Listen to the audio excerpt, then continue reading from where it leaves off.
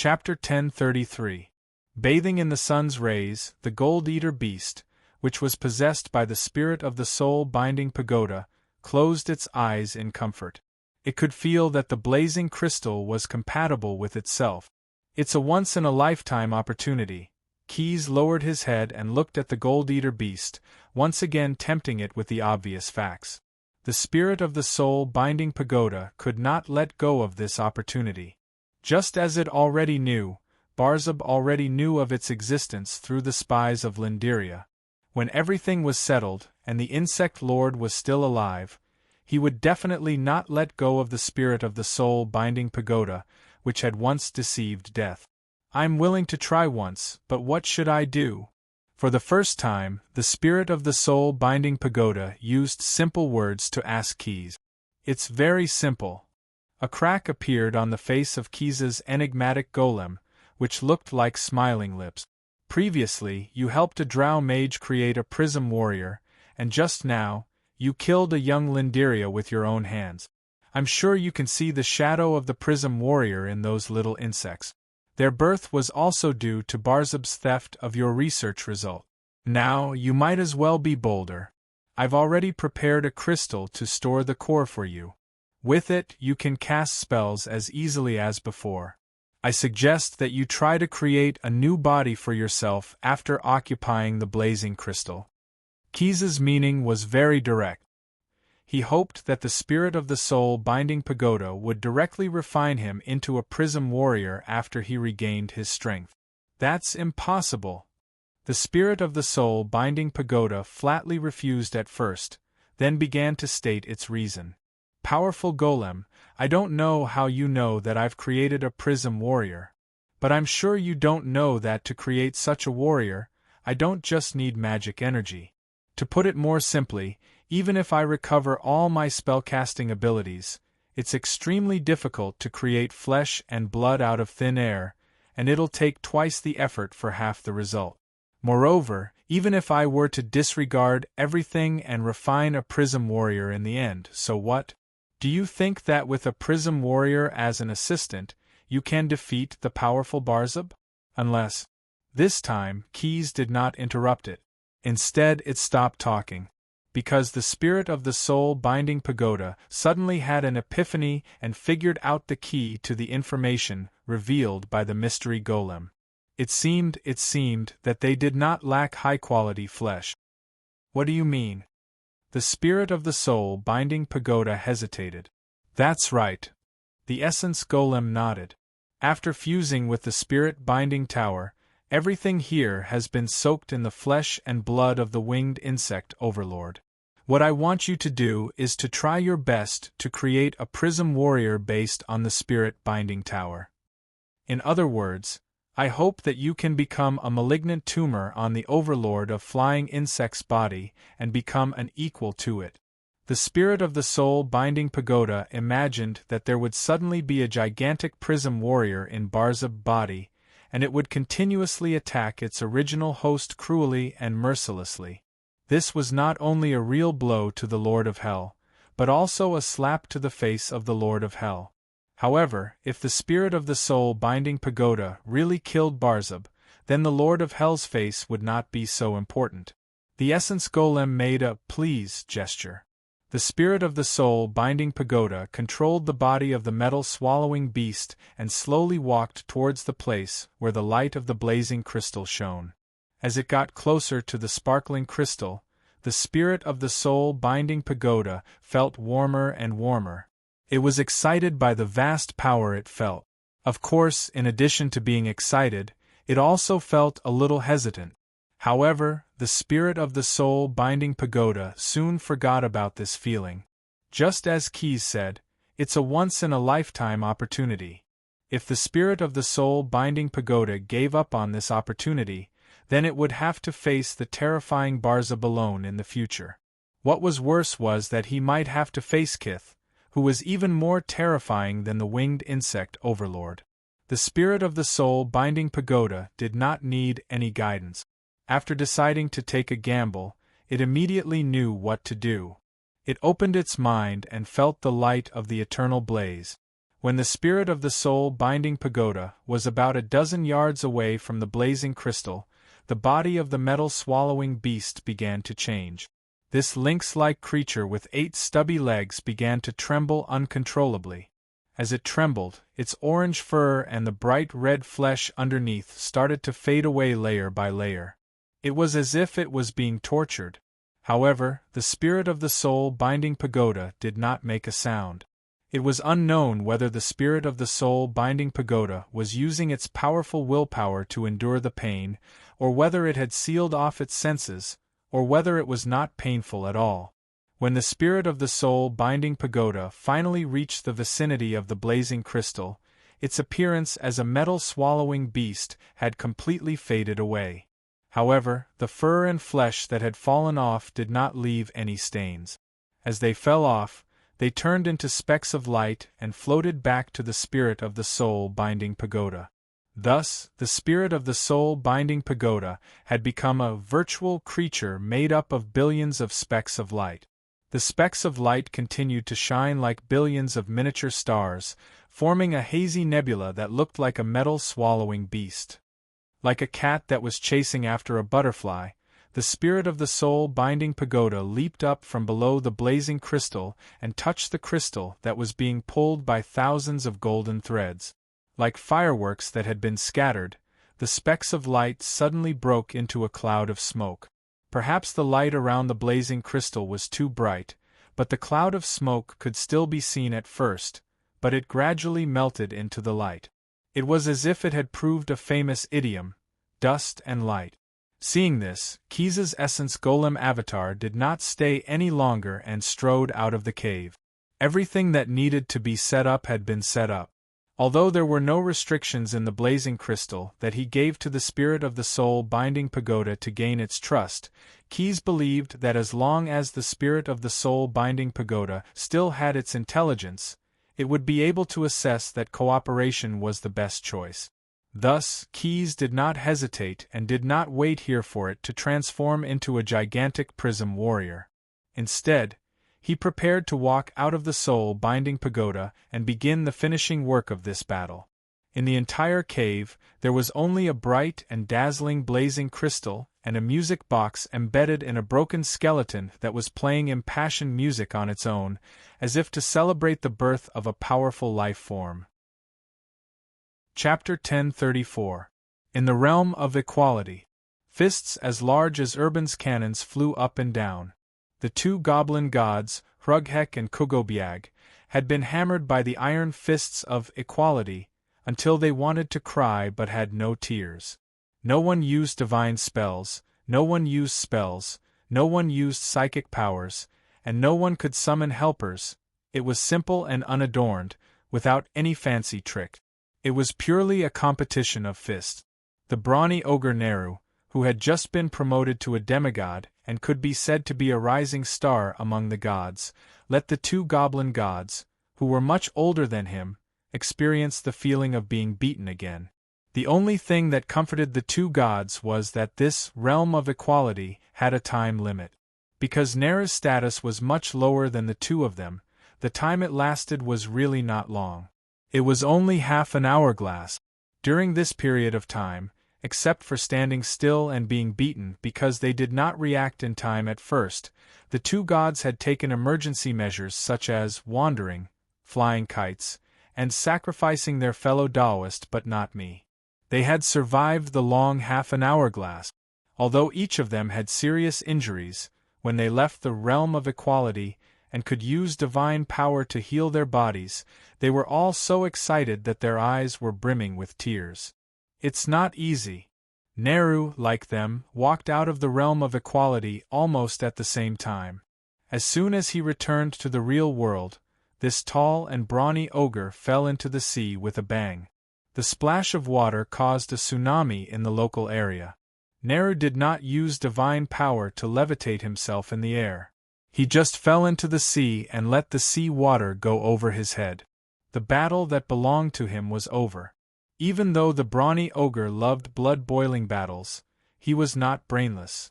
Now that both sides could use the power of divine spells, he was no longer a match for the 2 goblin deities. Now, what he needed to do was to escape. The reason why he chose to swim under the surface of the sea instead of flying in the air was that he wanted to make space for others to fight.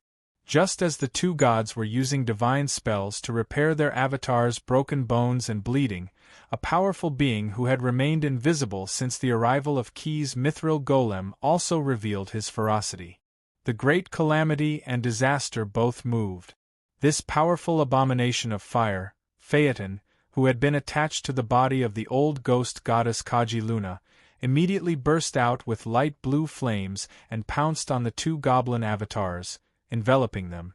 The blazing flames contained blasphemous divinity and divine power. Phaeton's roasting caused large and small blisters to appear on Hrughek and Kogobia's skin. Their mouths, ears, eyes, nostrils, eye sockets. The flames slowly flowed and squeezed into their bodies from every orifice that could be found on their bodies. The god of the bugbear goblin, Hrughek's situation was slightly better. He could at least take out a magic artifact made of an unknown creature's skull and buckle it on his head to resist the erosion of the flames. However, the god of goblin slavery was not so lucky. Being oppressed by the legion of the devil for an entire night, being baptized by the messenger of peace, and being beaten up for half an hourglass in the realm of equality, all consumed part of Kogobia's power.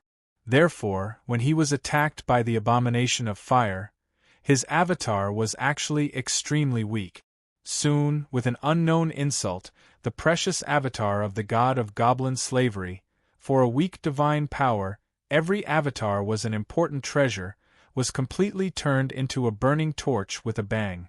As the flames continued to burn, the divine spark that he had injected into this avatar could not withstand and was forcibly annihilated.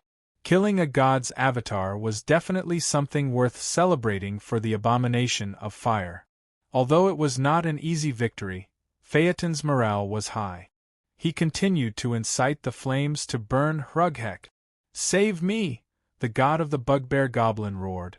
It was a pity that Mephisto and Dispat, who were supposed to be on the same side as him, were unable to free themselves. The former was being ganged up on by a group of Seraphim Templar Jansen and a group of Seraphim Templar for sneaking an attack on Quess, while the latter was being stabbed in the back by the scales of the Eternal Order Chamber of Commerce. He was carelessly placed in a pot with added ingredients and kept boiling because of that.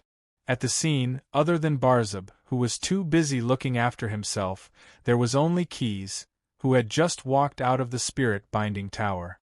The young blue dragon's goblin incarnation twisted its neck vividly and glanced at the god of earth Spirit Bear, who was frantically crying for help. Then, a crack appeared on its head that had several furnaces on it, as if it was smiling. "I've heard that material planes nourished by the ashes of a god's avatar will become very fertile. Good things come in pairs. Since Kogobia Pavilion has already done so, you can accompany him with peace of mind." After saying that, cracks that resembled shark gills appeared on the surface of the goblin incarnation's body in many places. The liquid mithril in its body had completed its self-molding and turned into a high-power propulsion engine that could eject gas. With a treasure that he had once obtained, Keys could extract large amounts of gas and fuel from the elemental plane of Earth by sacrificing gems. With this set of additional power assistance system, under the effect of levitation magic, the goblin incarnation, which was already extremely light, instantly became more agile than a goshawk and more swift than a falcon. Quess immediately leapt into the air, his finger parallel to Barzab's face, grabbing the dragon-headed warhammer hammer that he had left outside the soul-binding tower to perform circumcisions on the winged insect liege's true body, as if it was continuously applying the hoop curse. "Long time no see. I think you also miss that old friend of yours." As he spoke, Keys exerted force on the dragon-head warhammer that was about to bind Barzab into a Michelin model. A large part of Barzab's skin was cut open by the sawtooth on the handle of the hammer. After being ganged up on by several parties, Barzab's current state of mind was not very clear due to the effects of some follow-up magic. Furthermore, His mouth was also stuck by the sawtooth handle of the dragon head warhammer, so he could not say anything even if he wanted to. However, the gaze that he looked at Keys was not fake. It was a kind of coldness with a strong sense of sarcasm. Previously, he had been attacked by 2 lords of hell, 2 avatars of gods, and Keys, a powerful goblin incarnation whose strength could not be seen clearly, but he had still managed to survive. Now, the parties that had the momentum to form an alliance had already broken up, and only Keys was still hanging around in front of him. So what if I have a sharp blade on me? Once I recover, I'll deal with a goblin like you, isn't that? However, at this moment, something strange happened. Chapter 1035. What a strange sight it was. At this moment, even evil demons who were used to seeing all sorts of restricted scenes in places like the 9 hells of Bartholomew, the scorching inferno, and the bottomless abyss were surprised by what was happening to Bartholomew. Keys had just cut a new wound on the Lord of Hell's waist with his dragon head warhammer. Normally, with such a wound, Barzub would be able to heal it in a few breaths even if he was tired. However, just as the granules on the edge of the wound were clinging and entangling with each other, an extremely strange head suddenly rushed out of the wound in a frenzy without caring about anything else. It looked like an alien that had broken out of the body, but it also looked like a descendant that had been cut open from the belly button of the insect lord. However, from the strangeness of its appearance, it looked like an evil creature that would devour the body. There was no doubt that this evil creature was the spirit of the soul-binding pagoda that Keys had personally instigated. With the help of the blazing sun crystal, its spellcasting ability had been restored. In the end, it had even created this strange prismatic creature. I thought you would create a prismatic warrior, but you ended up with something like this. Keys shook his head. No matter what, the spirit of the soul-binding pagoda had fulfilled its promise. Forget it. I'll just treat it as a surprise for Barzub. Keys continued to tighten his grip on the dragon head warhammer. He could already feel the insect lord struggling. It was obvious that even a powerful lord of hell would not be able to remain calm when such a strange creature suddenly appeared in its body. He was frightened by this scene. What was worse was that the creature with the head of a lynx, 4 pairs of claws, and a tail that was connected to a certain part of its body like a Linda worm kept struggling to crawl out. Barzub could feel his body rapidly weakening. This prismatic creature created by the spirit of the soul-binding pagoda shook its huge body and shook off some of the flesh and blood attached to its body, all of which were the insect lord's flesh and blood, revealing a body of pitch-black scales. Bathed in the light of eternal blaze, the soul-binding tower's spiritual power was rising rapidly as if it had inexhaustible strength. Barzub. Its body continued to wriggle upward, and its head turned more than 90 degrees. It glared at the lord of the flying insects. I think that today is the best day to commemorate your death. Roar. After saying those provocative words, the binding spirit pagoda spirit suddenly raised its head and let out a roar similar to a dragon's roar. Several bolts of lightning as thick as carriage wheels suddenly shot out from its mouth. Peepa, peepa, peepa, all of the lightning struck Barzub, the deep purple electric snakes slithering around his body. Large patches of charred flesh appeared on his body after fusing with the soul-shackling tower. Even though he didn't cry out in pain, judging from the severity of his injuries, it wasn't easy for him to survive the lightning strike. After all the defensive spells on Barzub's body had been erased, and he could only rely on his body to resist the lightning bolts. Not only that, the soul-binding pagoda spirit still didn't give up on attacking Barzub after its successful attack. Of course, it didn't want to miss this opportunity, but more importantly, it was because of its hatred for the insect lord. Previously, Barzub had tricked it when the insect lord was just born. It used all kinds of spells to bombard Barzub, and at the same time, used its extremely flexible body to quietly restrain half of the insect lord's body from bottom to top. Barzub's body had been bound by 2 types of bindings, including the sawtooth handle of the dragon warhammer and the long worm-like prism creature. If someone who didn't know the situation was present, they would think that this guy was into some kind of unhealthy game. Of course not. Barzub's miserable state could no longer be described with conventional words. This was beyond the definition of game. It was as if he was suffering from 2 layers of dismemberment. That's right, 2 layers. The dragon head warhammer's sawtooth handle reigned in his body, tearing apart his tendons and muscles. The red rays that shot out from the prismatic creature's eyes turned into all kinds of evocation spells. This was a bit similar to Clinton Zinnabon, except for some enchantment spells. When the magic crystals were cast, they would shoot out red rays, and constantly ravage the wounds on his body. When the wounds opened up, the prismatic creature that the soul-binding pagoda spirit had transformed into would accurately bite the wounds and swallow a large piece of the Lord of Hell's flesh. In a very short time, the insect lord's body was ravaged and became much thinner. It was not only because of the 2 layers of restraints, but also because of the bombardment of spells and the prismatic creature's devouring of flesh and blood. Blood flowed and dripped from various parts of Barzub's body. The crimson blood would turn into evil-looking diamonds when it fell into the sea. If an ordinary creature came into contact with them, it would not take long for them to fall and transform into the Batsu Devil. However, because of the all-night battle, there were no ordinary creatures in the sea. Moreover, if these blood diamonds were properly collected and transported to the Sigil City to be sold, they would probably fetch a sky-high price. In theory, the more Barzub bled, the more blood that the scale of perpetual order could recover after a period of time. Enough! In the end, Barzub's fear of death still triumphed over his morbid pride after suffering from 1,000 cuts. He returned to his original appearance and no longer wasted his magic power to cover up the curse that the Lord of 9 Hell's Astamors had cast on him. This Lord of Hell turned into the slug that made him famous.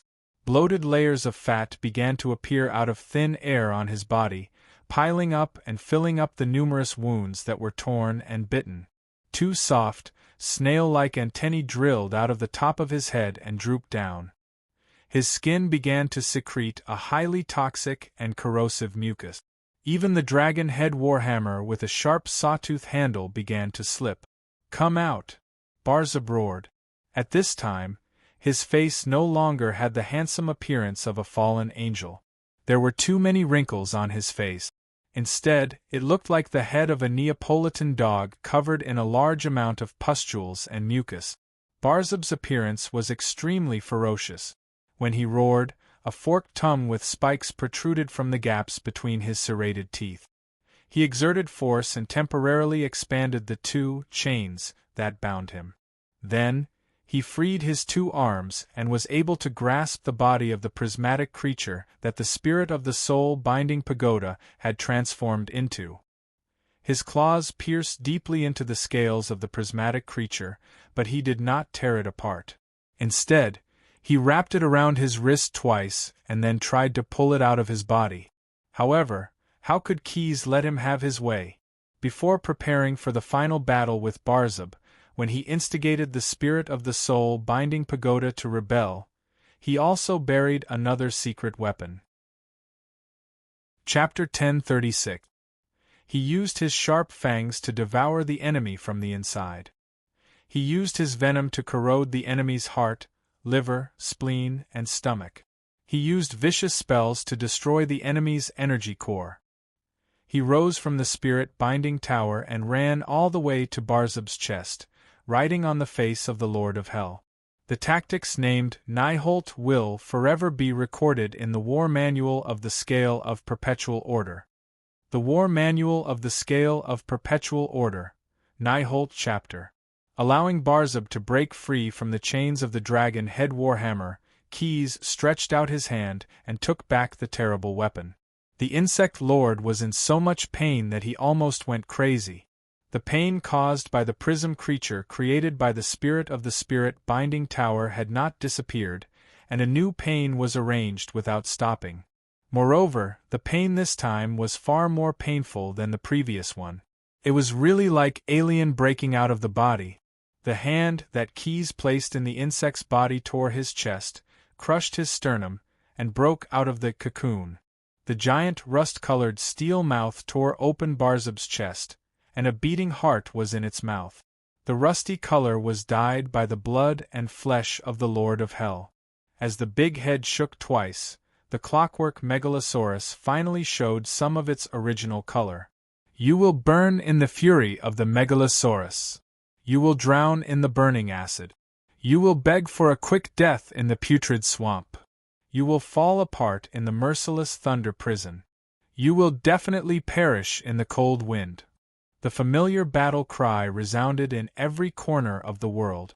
During Keys's second expedition to the front line of the bloody war, the clockwork megalosaurus that he won from the god of virtual games, Stim, appeared in the battlefield of the Ash world. With Keys's expeditions over the years, although the energy core that powered the clockwork megalosaurus was still the phantom dragons, their number had reached an astonishing number. Among them, there were nearly 10 phantom dragons that had reached the legendary level or were close to the age of the ancient dragons. They spared no effort to instill soul power, and the body of the clockwork megalosaurus suddenly became noisy. A layer of cold frost began to appear on the armor plate made by Bartholomew, tightly sealing the violent energy in the body. The iconic clockwork on its back had also changed from 1 to 3. When the clockwork megalosaurus broke out of Barzub's body, they began to quickly twist and wind. The multi-stroke engine at its core, named after Moradin, the lord of the dwarves, also began to burn the refined black oil collected from all over the Ash world. With the help of the spring taken from the mechanical realm legend Duoyuan Demon Grave, the surging heat energy was converted into potential energy, waiting for a certain moment to erupt. Amidst the screeching of gears, the scales of the clockwork megalosaurus assembled and combined, turning into countless chainsaws that were constantly spinning at high speed. When it crawled out, it did not need to do anything else, and just relied on these chainsaws to directly tear a large amount of the flying insect overlord's flesh and blood. With a loud pop and a large amount of the demon overlord's tainted blood splashing everywhere, this terrifying legendary constructed monster finally ejected out of Barzub's chest. The armor plates on its 2 ribs suddenly opened, and hot steam gushed out, making a sound similar to a steam whistle. Walala! The clockwork megalosaurus shook and even spread out the folded alloy wings on its back. When the light of the eternal blaze at the top of the sky shone on it, it would emit a fluorescent brilliance. In a sense, the clockwork megalosaurus, after several upgrades and modifications, could now be regarded as a prism megalosaurus construct. The eternal blaze could replenish its energy. Under the combined effect of magic and technology, although there were many energy supply systems in its body, the construct did not appear to be bloated in any way. Its slender neck, sharp and powerful claws, and the mechanical armor plates all over its body made it more in line with the aesthetics of the megalosaurus. At the same time, its physical strength was even more shocking. Activate the assault mode. When the clockwork megalosaurus crawled out of Barzub's body, the 3 springs on its back were all wound up. As the mechanical voice device implanted in its body broadcasted a message, the colossal automaton also revealed its terrifying side. This was also its ultimate move. Like climbing on a wall, the clockwork megalosaurus tapped lightly on the true body of the insect lord and the prism creature that was desperately trying to bind it. Then, it wriggled its way to Barzub's head. Compared to the true body of the Lord of Hell or the prism creature that the spirit of the soul-binding tower had transformed into, the clockwork megalosaurus was perhaps smaller in size, but its movements were more agile. It stretched out its pair of powerful front claws and grabbed the insect lord's head. Then, it showed a human-like, malicious smile. "I'm sorry," the clockwork megalosaurus roared in the language of Megalosaurus. Then, it straightened its neck. Steel drill spit. It opened its mouth wide, and a tongue that looked like Xenomorph's internest tooth shot out of its throat. This tongue was completely molded and pieced together by a very strong alloy. As the clockwork Megalosaurus spit, it smashed the insect lord's closed teeth and shot its tongue into Barzub's throat. This was connected to the tongue. In addition to cutting and piercing, each segment of the tongue had its own function. It could either release lightning, spit acid, shoot blazing flames, or simply have other Megalosaurus spitting ability. The clockwork Megalosaurus steel drill spit was not only equivalent to giving Barzub a gastroscopy, but it also used the dragon's breath to destroy Barzub's body, which was already riddled with holes. Riding on the insect lord's face, the clockwork Megalosaurus gave it a very deep and terrifying kiss.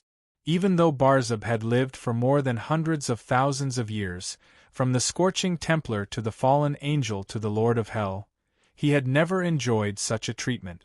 This kiss almost took away half of the Lord of Hell's life.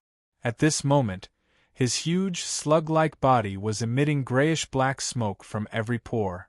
Most of his organs were dehydrated, oxidized, and even burned to ashes. Naturally, his body could no longer secrete even a little bit of mucus. He had become numb and scabby, and was no longer as round as before. Chapter 1037. Through the combination of Eagle Eye and Magic Mirror, the Nephremon Dis was hovering in the skies of the Ashen World. Apart from the paladin Jensen, who was leading his team to fight another archdevil incarnation, the rest of the higher-ups of the scale of Perpetual Order were watching the live broadcast intently. "It's done." When they saw the flying insect archdevil being crushed by Dragon Ride, the Ogre Gourmet Blue, the general manager of the logistics department of the scale of Perpetual Order, immediately let out an excited cry. His shout also ignited the emotions of everyone present.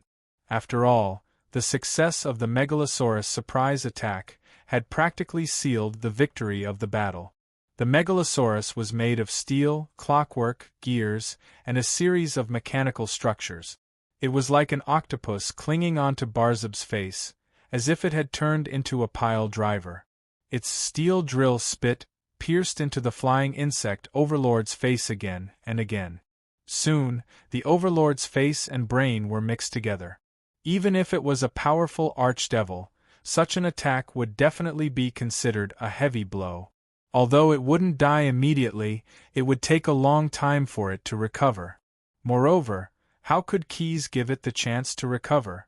In fact, after the Megalosaurus had completed the Nijholt tactic and successfully used Dragon Ride, the golem had also joined in the attack.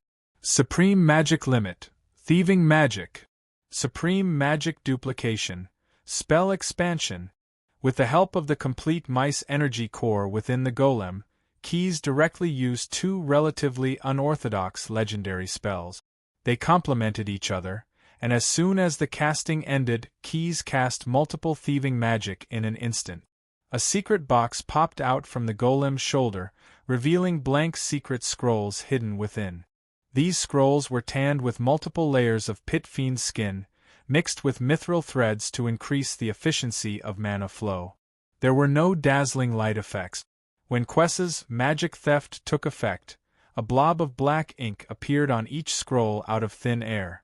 It dripped onto the secret scrolls, and magically, it automatically rendered magic circles. It should be said that the effect of these legendary spells was to strip the spell of the highest level from the target's body. Because Keyes had used spell expansion on thieving magic, the effect was to strip away some of the defensive spells that Barzub had prepared in order from high to low level. Perfect Resurrection, Owos Broken Phylactery, Great Cloning, Super Magic Explosion, Planar Collapse, Barzub's Ascension. All in all, there were powerful spells such as Life-Saving, Counterattack, Seed Explosion, and so on. They were all stolen from the insect lord by thieving magic, in the form of secret scrolls, and stored in another way. Quess was familiar with most of these spells, but there was a small portion that he had never heard of. It was very likely that Baalzeb had invented them himself to be used at certain times as a trump card. I knew it would be like this. Keyes was not at all surprised that the insect lord still had so many secrets on him even after suffering such a terrible blow. In fact, if he had not already calculated this in his heart, he would not have used such an extremely rare legendary spell like thieving magic at the beginning. Moreover, if it were a spellcaster who did not have a mice energy core, even if they had thought of this, they would not be able to squander their power extravagantly like Kith. They would not be able to create more than a dozen thieving magic in one breath to madly steal. In fact, the word plunder might be more appropriate, and when the spell's effect was over, they would add another one. When Baalzeb was bombarded by Megalosaurus' steel drill breath, because there was no way to heal his cracked brain, Keyes had been repeatedly using thieving magic and spell expansion.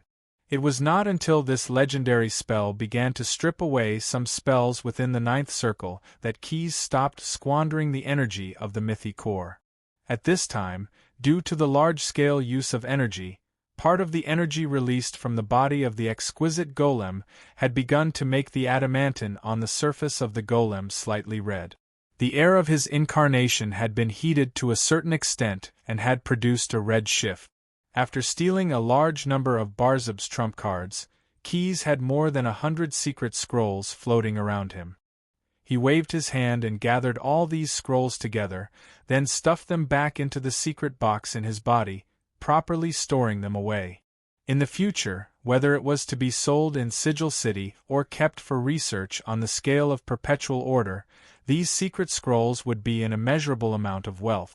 However, now was not the time to think about these problems. He still had to concentrate on managing this Baalzeb's funeral. With a soft click, the switch of the secret box closed, and all the scrolls inside were sent into the depths of the exquisite golem's body. Immediately after, Keyes took the dragon head warhammer and knocked 3 times on the chest of his golem incarnation. Supreme magic limit, gigantification. In the blink of an eye, the exquisite golem was like a flesh and blood creature blessed by the gigantification spell, and its body rapidly increased in proportion. Logically speaking, the gigantification spell was very difficult to have an effect on a construct like a golem.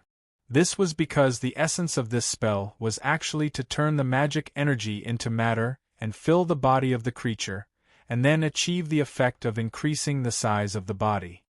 On the other hand, if the construct was affected by the giant enlargement spell, it meant that the spell's energy wasn't enough to create enough mechanical matter out of thin air. Secondly, if the proportion of the mechanical structure in the construct was increased, some parameters such as their work efficiency would change, and the entire construct might not be able to function normally. However, these problems were not a problem for the exquisite golem. Because it had a mice energy core as its energy core, Keyes's golem incarnation had an abundant amount of energy. If the magic energy contained in the gigantification spell was not enough to support the increase in size, then he could use his own energy to supplement it. And because the exquisite golem's body was almost solid, and its interior was filled with a mixture of liquid adamantine and mithril, they could transform into any kind of mechanical structure at any time. And as the golem's body increased, these mechanical structures could also be adjusted accordingly, so even after being affected by the gigantification spell, the exquisite golem could still operate normally. In the end, when the exquisite golem's body stopped growing, its originally over 20 feet tall body had become a towering giant. Standing in front of the true body of the insect lord Baalzeb, it could also look at him as an equal. In order to adapt to this change, the dragon head warhammer hammer also became bigger, and was held in Keyes's hand like a small mountain. "Please allow me." Keyes raised the warhammer above his head with both hands, and a crack appeared on the liquid metal surface of the exquisite golem's face, as if it was grinning. "Let me give you the strongest sound of the funeral overture." As he spoke, Keyes swung the warhammer at the insect lord's sluggish body. He dodged the megalosaurus that was lying on Barzub's face, but he did not care about the prism monster that was tightly wrapped around Barzub's body, created by the soul-binding pagoda's spirit. It looked like a cross between Lindiria and the Metal Eater. Of course, the latter did not really care, and the soul-binding pagoda's spirit was very open-minded about this. Therefore, when Keys's dragon head warhammer smashed Barzub's body into an L shape, and even the prism monster that was wrapped around him was directly smashed into two, the soul-binding pagoda's spirit was still extremely excited, as if it was not its body that was injured. "Smash that guy into a pulp, quick! Quick, quick! Ha ha! The fall of the Lord of Hell is today." Chapter 1038. Asterisk smack, smack, smack. Asterisk the hammer was like a meteor, the sound reverberating in the air. It was not easy for Keys to find an opportunity to beat up a drowning dog, so he went all out and did not show any mercy. Even though the flying insect lord was in the form of a slug, and normal blunt force damage could not harm its true body, how could the damage caused by Keys's dragon head hammer be ordinary? The force of each blow was so great that it could even destroy a large piece of Barzub's flesh on a molecular level. In the eyes of others, the head of the dragon head hammer seemed to have a miniature black hole, and every time it smashed, it would viciously bite and devour a part of the Lord of Hell's body. However, Keys was unable to accurately control the position of each blow. The prismatic monster created by the spirit of the soul-binding pagoda to bind this giant slug inevitably suffered some blows from its allies, but it did not care. Good hit! Harder! Hit its weak spot below the navel. The physical pain had somewhat affected its mental state, and it began to yell to relieve the pain. This made Keys somewhat unhappy, and he was considering if he should accidentally miss once and hit the prismatic monster's skull, thus returning peace to this world. However, he chose to forgive it in the end. After all, the act of beating up my teammate was really damaging to one's character. Moreover, it was not worth it to become enemies with the spirit of the soul-binding pagoda over such a small matter. Thus, Keys continued to focus on his mission of beating up the minced meat, and he pretended not to hear the shameful nonsense that the spirit of the soul-binding pagoda was shouting due to the imbalance of its senses. At the same time, in order to increase the efficiency of his hammering, he added some additional work to each blow. Dispelling touch. Thanks to the inheritance of Sage Gith, Keys actually possessed a rather shocking talent in psionic abilities. Coupled with the advantage of his soul as a mutated dragon, his spirit domain value, the total amount of spirit energy he could use, far exceeded that of ordinary spirit creatures. Although Keys didn't have many opportunities to practice, most of the time, using spells was enough. The psionic skills that he could master were far from the level of a master. However, he still managed to learn simple psionic skills like Dispelling Touch. Moreover, because his spiritual points were much higher than other psionicists, he did not have to worry about running out of spiritual points when he used Dispelling Touch continuously. Every time he swung the dragon head warhammer, he added a Dispelling Touch to it. Every time he raised the dragon head warhammer, the mountain-like weapon would be covered in a layer of crimson mist. When it made intimate contact with Barzub's body, the haze would disappear. Only when Keys raised the dragon head warhammer again, would the dragon head warhammer be covered in a layer of crimson. Although it was the traditional craft of Gith Yankee and Gith Zeli to fuse physical and psionic attacks into one, no one in the multiverse had ever done what Keys did today. Originally, his every blow could break the connections between a large number of material molecules on Barzub's body. When he added Dispelling Touch to his attack, every blow could increase the size of the wound by at least a third. Just like radiation, every time the dragon head warhammer gnawed a piece of Barzub's flesh, a large piece of necrotic tissue would spread out around it. This was because Dispelling Touch had directly broken down a certain substance that made up Barzub's flesh. The things that were dispelled each time were not the same, and naturally caused a large area of necrosis in his body. 1 point, 2 points. Sand accumulates into a tower, and armpits make a fur coat. These necrotic spots gradually connected together. The skin of the winged insect sovereign's true body finally became unable to provide any protection for its body. When Keys smashed the surface for the last time, countless cracks instantly burst open. It was like an uncracked eggshell. If one considered that his true body was in the form of a soft slug, it would be more accurate to say that Barzab had turned into a soft-shelled egg that had been soaked in vinegar for many days. But no matter what, it could not hide the fact that Keys had coincidentally opened Barzab's true body. Crackle, the winged insect sovereign's true body shattered into dust, and like falling leaves, it rustled and fell into the turbulent ocean vortex below. What replaced it was a dark red liquid blob that was as round as an egg and looked like a slime. This is? Keys was a little confused. Even with his soul in the state of a quantum observer and his knowledge reserves that ordinary creatures could not imagine, he still could not recognize what that strange blob of liquid was. More importantly, was Barzab the winged insect sovereign dead after turning into such a state? After all, ever since the Batsu people had settled down in the 9 prisons of Bader, there had never been a lord of pure devil blood who had been killed. That included the infamous Pay the Bill operation. Although a few lords had died during the political changes and riots in the 9 prisons of Bader, those lords were not pure devils. Unintentionally, he seemed to have come into contact with a secret hidden in the depths of the multiverse, and his quantum soul seemed to have sensed it. The demons of the lower realm are all creatures that have body and soul as one. I should have completely shattered Barzab's true body on the molecular level, and even his internal organs have been shaken into paste. His soul must have been severely damaged, and he might have even lost the most basic self-awareness. If an ordinary devil were to suffer such a blow, he would definitely be deader than dead. But this is Barzab after all, a devil lord with the status of a lord of hell. I can't let my guard down. Thinking of this, Keys temporarily stopped, but his vigilance was at the highest level. At the same time, his soul in the state of a quantum observer began to operate at full power, attempting to use a special method of observation to analyze the various information contained in the strange blob of liquid. Know yourself and know your enemy, and you will never be defeated.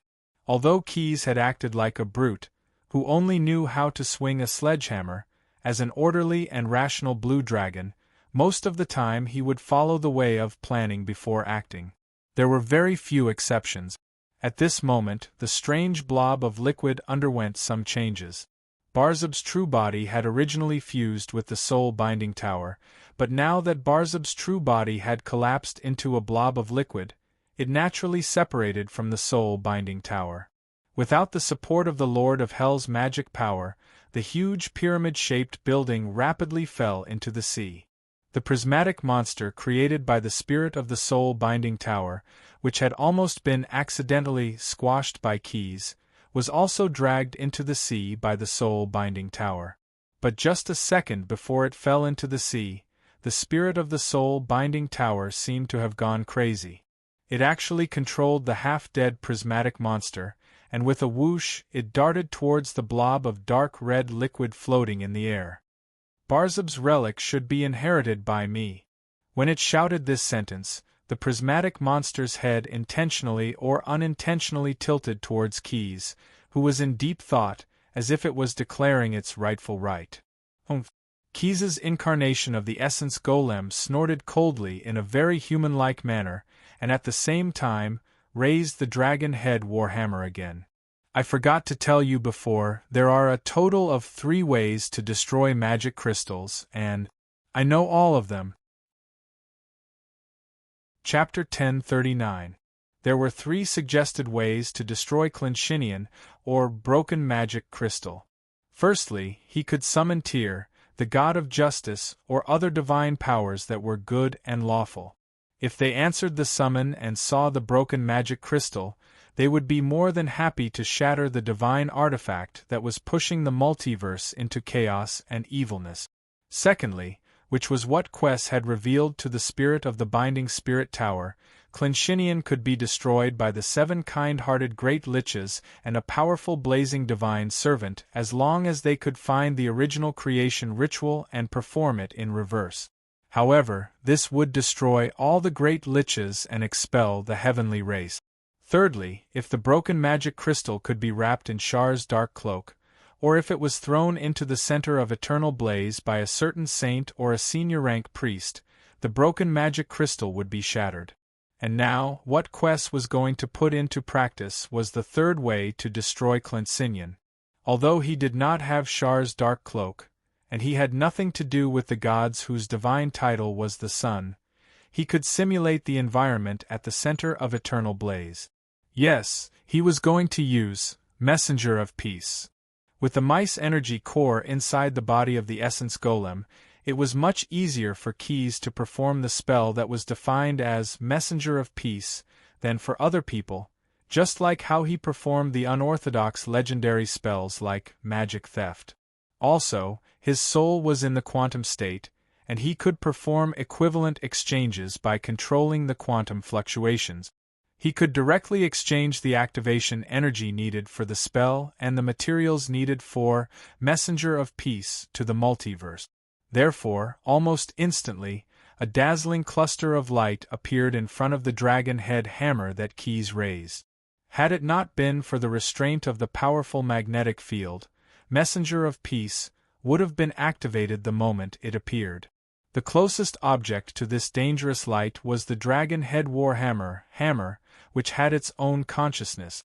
Quess, who was holding the handle of the warhammer, sensed the tremors and knew that his weapon was not as calm as it appeared to be. "Calm down," Keys comforted Hammer. The reason he waited for that moment was to wait for the Megalosaurus to retreat to a safe area. After all, a killer move like Peace Envoy didn't have the ability to identify friend or foe. It only had a relatively safe damage radius for reference. The clockwork Megalosaurus did not drop the ball either. After retreating from the pile driver post on Barzub's face, it immediately left the Lord of Hell, who had turned into a strange liquid. Seeing that the clockwork Megalosaurus was out of danger, Keys immediately summoned a portal. When he entered the Spirit Pagoda and instigated the Spirit Pagoda spirit to rebel, he had recorded the corresponding coordinates and parameters. He also left some information on the blazing crystal that he gave to the Spirit Pagoda spirit. Extending his arm forward, the messenger of peace that was bound to the dragon head warhammer by the magnetic field was pushed into the portal. Then, Keys closed the portal again. Rumble! The sound of an explosion suddenly rang out, accompanied by a violent gale.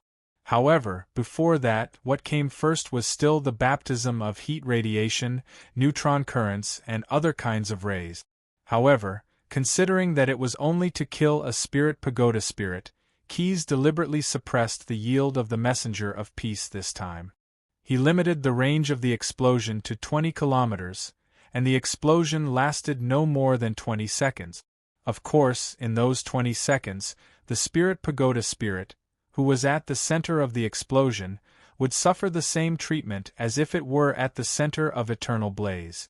After only a few seconds, the blazing crystal that the Spirit Pagoda spirit resided in was vaporized, and the Spirit Pagoda spirit, which had turned into a virtual state again, only lasted for a short while at most before it was persuaded to leave this world by the messenger of peace. When the explosion took place, because it had been tempered by Lord Despat earlier, the Spirit Pagoda exploded into pieces like a gigantic bomb and splashed out in all directions. Thankfully, in the battle area, except for Keys's golem that was still standing in midair, even the clockwork Megalosaurus had hidden at a safe distance. Keys's golem that was entirely made of refined gold and mithril, on the other hand, couldn't have been more solid. Whether it was the high-temperature radiation, the rays, the particles, or the splashing shrapnel, even if they could cause damage, the liquid metal could repair the damage in the next second. After confirming that the spirit pagoda spirit that was jumping randomly had been destroyed, Keys casually summoned a few elemental elders from the smoke elemental plane. Those elemental creatures liked to collect all kinds of smoke. After the Peacekeeper exploded, it would produce a mushroom cloud that contained a large amount of radioactive dust, which was very popular with the smoke elemental elders. Even without Keys's order, they took the initiative to wrap all the dust into their bodies, and then carried this sincere gift back to the inner layer of the elemental plane. Killing the spirit pagoda spirit, even if he summoned the smoke elemental to clean up the battlefield, only took a little more than a minute. During this time, Keys had been paying attention to the strange liquid that Barzab had turned into after his death. But just now, when the smoke elemental elders opened the portal, Keys noticed that the liquid moved. Originally, he thought that it had given itself away. The reason why Keys summoned the smoke elemental elders was to see if the liquid would consciously follow them to escape to the inner layer of the elemental plane. For this reason, Keys had prepared a few spatial restriction spells in advance. However, what he didn't expect was that when the smoke elemental elder opened the portal, the strange liquid moved. However, it was not as Keys had expected. Instead, it kept trembling and accelerating, rushing to the sky of the Ashes world. Borrow it from the astral world? Keys wondered. The exquisite magic statue body was like a floating cloud, and there were very few places that could not be stepped on. Seeing that the strange liquid was about to get out of his control, he naturally kept rising to the sky. In the process, Keys also used evocation, enchantment, incantation, and necromancy spells to bombard the liquid. However, those spells did not seem to have any effect. Even a powerful instant death spell like Finger of Death only caused a little bit of corruption in the liquid, and it was immediately expelled by the liquid. That strange liquid seemed to be possessed and rushed out of the atmosphere of the Ash world with one mind. Chapter 1040. The Slough of the Winged Insect. Lord Barzab rushed out of the atmosphere. Keys followed the strange liquid closely, always on guard against it developing consciousness and escaping behavior, but in fact, it did not do anything like that. It seemed that it just wanted to fly out of the Ash world and enter the astral world. This thing is not right. In the process of following it, Keys had been observing it, not resting for a moment. With the help of gravitational waves, logically speaking, there shouldn't be anything in this world that Quest couldn't see. However, not long after they rushed out of the atmosphere of the Ash world, the gravitational waves fed back from the liquid showed a slight disturbance, and there was a tendency for it to become more and more intense. This was because its own gravitational force was also changing. Gravitational force was a kind of basic force, related to the mass of an object. The gravitational force of the blood-red liquid had changed, but its volume and mass had not changed significantly. Could it be that the density is constantly increasing? Quest pondered. While he was thinking about this problem, a meteorite floating around the Ash world suddenly crashed into the liquid. And this was just the beginning. The astral world was not a complete vacuum, and there was a large amount of matter in this domain. Although there were no astral treasures such as the bodies of fallen gods around a material plane like the Ash world, there was no lack of fragments that escaped from the Ash world or other material planes. It could even be said that there were many of them. With the first meteorite crashing into the liquid, there was the second, the third, the fourth. Keys destroyed some of them, but compared to the number of meteorites attracted by it, it was just a drop in the ocean. Whether it was the astral world material fragments as small as dust or the astral world material condensation as large as meteorites, they all rushed toward the liquid one after another. Like swallows returning to their nest, or eagles returning to the valley, it was getting more and more intense and continuous. If one had to use more vivid words to describe this scene, then it was as if someone had lit a torch in the star boundary, and the stardust, and even stardust were like moths, all of them fluttering towards it without any regard for their own safety. Good heavens! Keys could not help but secretly click his tongue. His golem avatar had also felt the attraction from the strange liquid and began to move toward it involuntarily. Is this the real Chibaku Tensei? He complained in his heart. However, his next move was very decisive. In order to counteract the increasing gravitational force, as it absorbed more matter, the mass of liquid gradually turned into a spherical shape. The increase in mass brought about a stronger gravitational force. The arcane golem kept accelerating and circling around the new star that kept increasing in size, relying on centrifugal force to prevent itself from being captured. In the process, Keys constantly collided with the astral world material that was constantly rushing toward the gravitational anomaly. Moreover, more and more astral world material was attracted to him. He felt like he was swimming in syrup. Bang! Suddenly, Keys collided with something, and even the golem avatar was hit with a huge dent. Keys suddenly realized this. Fortunately, his golem avatar was controlled by a quantum soul. If it were an ordinary, thick-skinned, construct creature, it would not be so sensitive to its own body. At the same time, he stretched out his hand and immediately grabbed the spherical, soil clod, with a diameter of 4 or 5 yards that collided with him. Like a hydraulic clamp, his fingers crushed the stardust that wrapped the outermost periphery of the spherical object, revealing the crystal-clear core. Oh, an unexpected gain!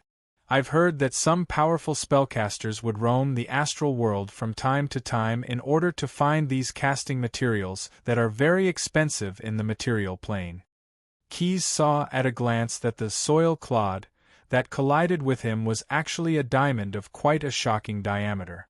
However, this was just an unexpected gain, and did not make him very excited. Previously, in order to find the gravitational slingshot device, he had also roamed the astral world for a long time, and during that time, he had also obtained some similar things. In the multiverse, a famous Red Robe association of mages had once captured a diamond comet with a diameter of several kilometers in the astral world. Since then, the association had never worried about the casting materials such as diamonds. His eyelids were not that shallow. He just felt a little puzzled. Logically speaking, the closer it was to the material plane, the rarer such treasures hidden in the astral world would be, so this diamond might not have originally been around the Ashes world. In other words, it might have been captured by the strange liquid from other places in the astral world through a strong gravitational force. This was not something that could not be understood. In fact, spellcasters or scholars who had a certain understanding of the spatial knowledge of various realms in the multiverse knew that there were some folds in the space of the astral world. Many recorded interplane travel spells were actually used to pass through these folds to achieve the purpose of quickly moving to other planes. The appearance of the Diamond Comet, which was unlikely to appear around the Ashes world, made Keys realize that the gravitational anomaly caused by the strange liquid might have penetrated the folds in the astral world, which was definitely not good news. When he realized this, it was actually a little too late. The sudden increase in gravitational force made the essence golem involuntarily fall toward the center of the strange liquid. The astral matter around him that was originally like syrup suddenly increased by an unknown amount, as if it had suddenly condensed into a certain solid form. Keys wanted to forcibly break free from the restraint, but more and more matter around him began to squeeze toward him. In order to maintain its integrity, the essence golem had to work hard to shrink and slowly become the most suitable sphere to resist the pressure. Did I really get hit by the Chibaku Tensei? In an instant, Keys could not help but be a little shocked. He did not expect to suddenly encounter such a blow. It was like a character in a certain hot-blooded manga who was restrained by a seal at the last moment. After many attempts to break free from the restraint, Keys decisively chose to use his backup plan. The quantum soul instantly disappeared from the essence golem and then appeared in the body of the megalosaurus in the Ashes world. Chapter 1041. In the beginning of the universe, chaos was everywhere, and demons came uninvited. They represented chaos. Time had not yet appeared, and due to the nature of chaos, the demons slaughtered each other in every part of the universe. Such a chaotic situation was unbearable for the entire universe, so another force to fight against it appeared: order. The war between order and the demons began. The newborn gods of order wore armor made of pure order power, and took up weapons for their ideals. Then, they launched a fierce attack on the demons. This war lasted for countless centuries. For this, the gods of order created the Holy Bible to record their achievements. They also created time, because they wanted to know how long it would take to achieve the final victory. As if chanting, a tall creature about 13 feet tall, compared to Keys, it was actually quite small, stood beside Keys, narrating meticulously. But, he added in the end, unfortunately, most of the above are lies. His skin and hair were of a dark color. Even though he had color, standing there in broad daylight, he still gave off a dark and abnormal feeling. For those who liked to chisel hard lines, this tall humanoid creature could even be said to be quite handsome, like a bright thunderbolt. As to whether this description was handsome or dangerous, it was entirely up to the observer. But, until now, there were actually not many people in the multiverse who looked directly at him. His pupils flashed with a blood-red light that matched the 9 prisons of Bader very well, and there was a pair of small dark red horns on his head.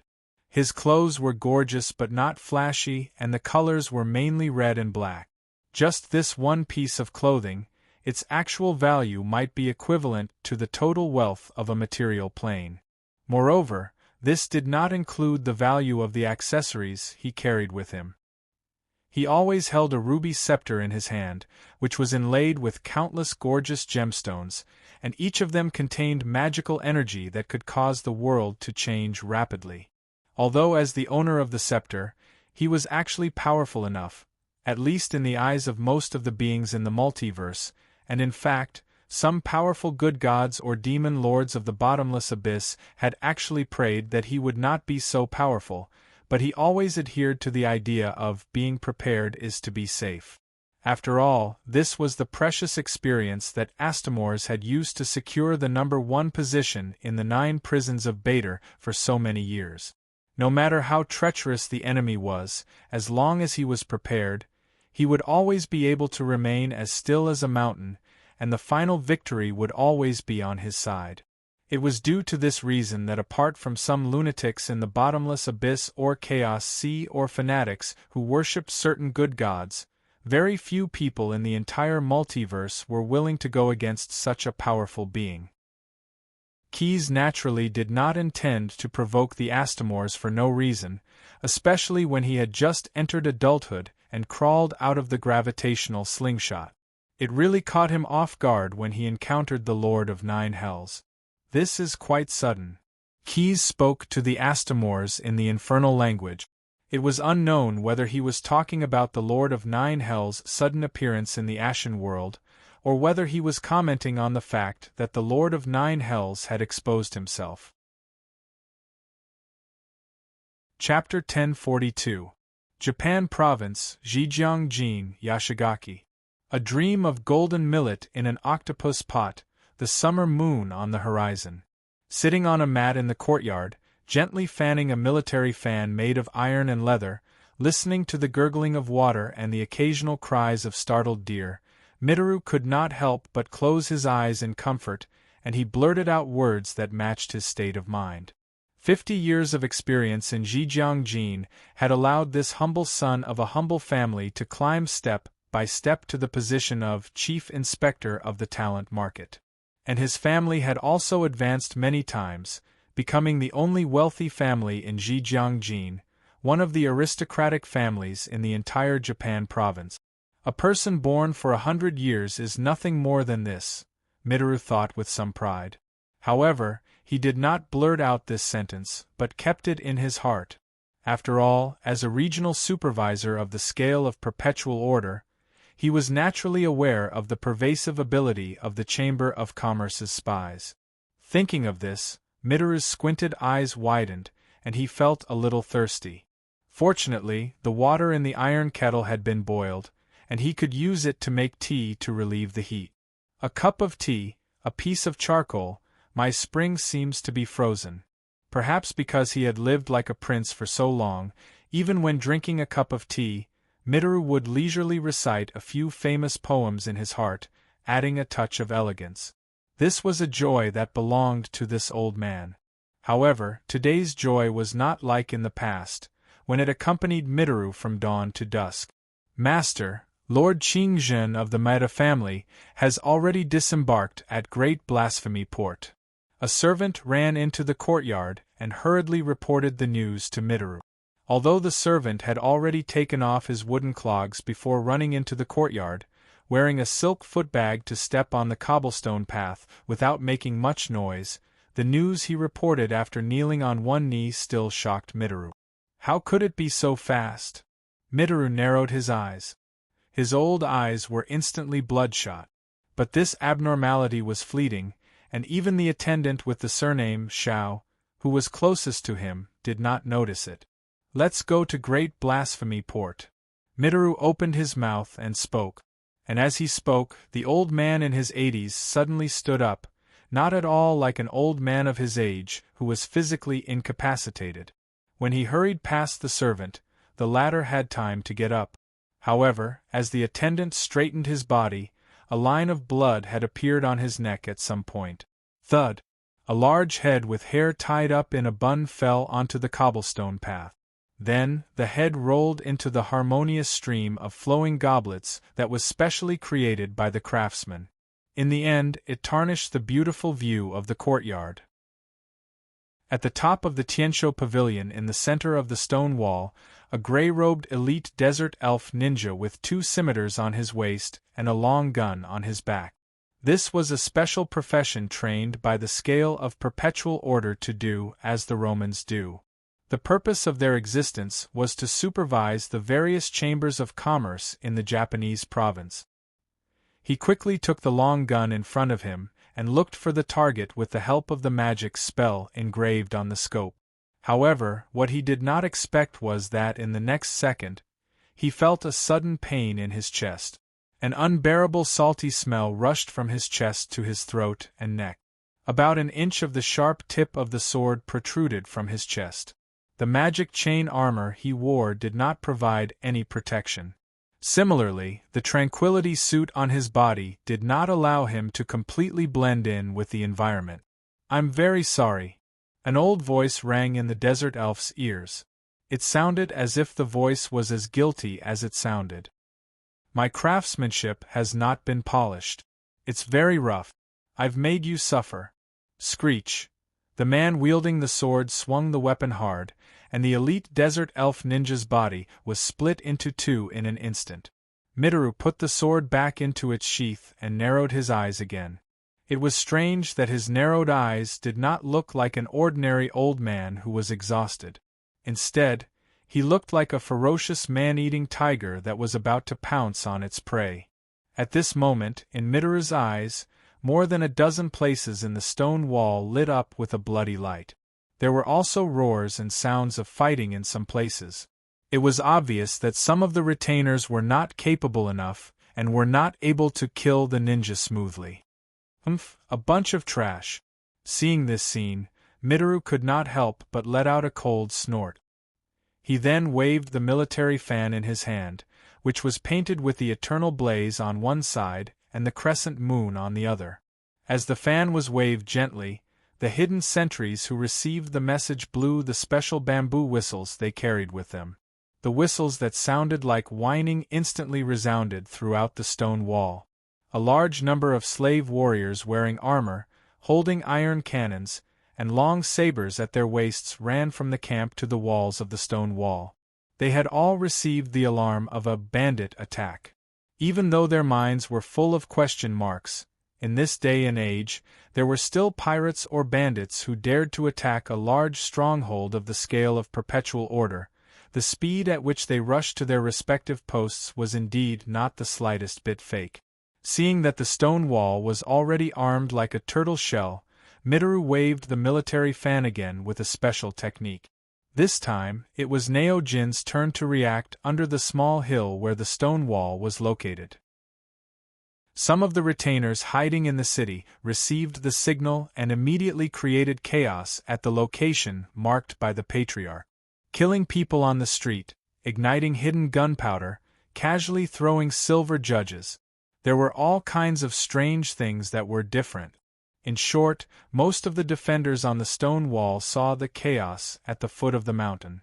Although they only saw the chaos, and did not know why the chaos was happening, this did not stop them from raising their vigilance and guarding against the bandits who could appear at any time.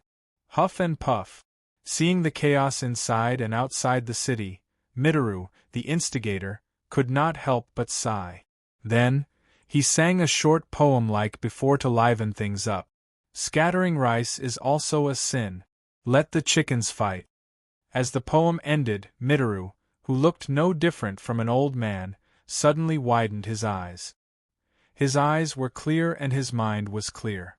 Young man, after witnessing such a soul-stirring battle, how could he not yearn for it? He said to himself with certainty, unlike the guilty tone he had when he killed the elite ninja.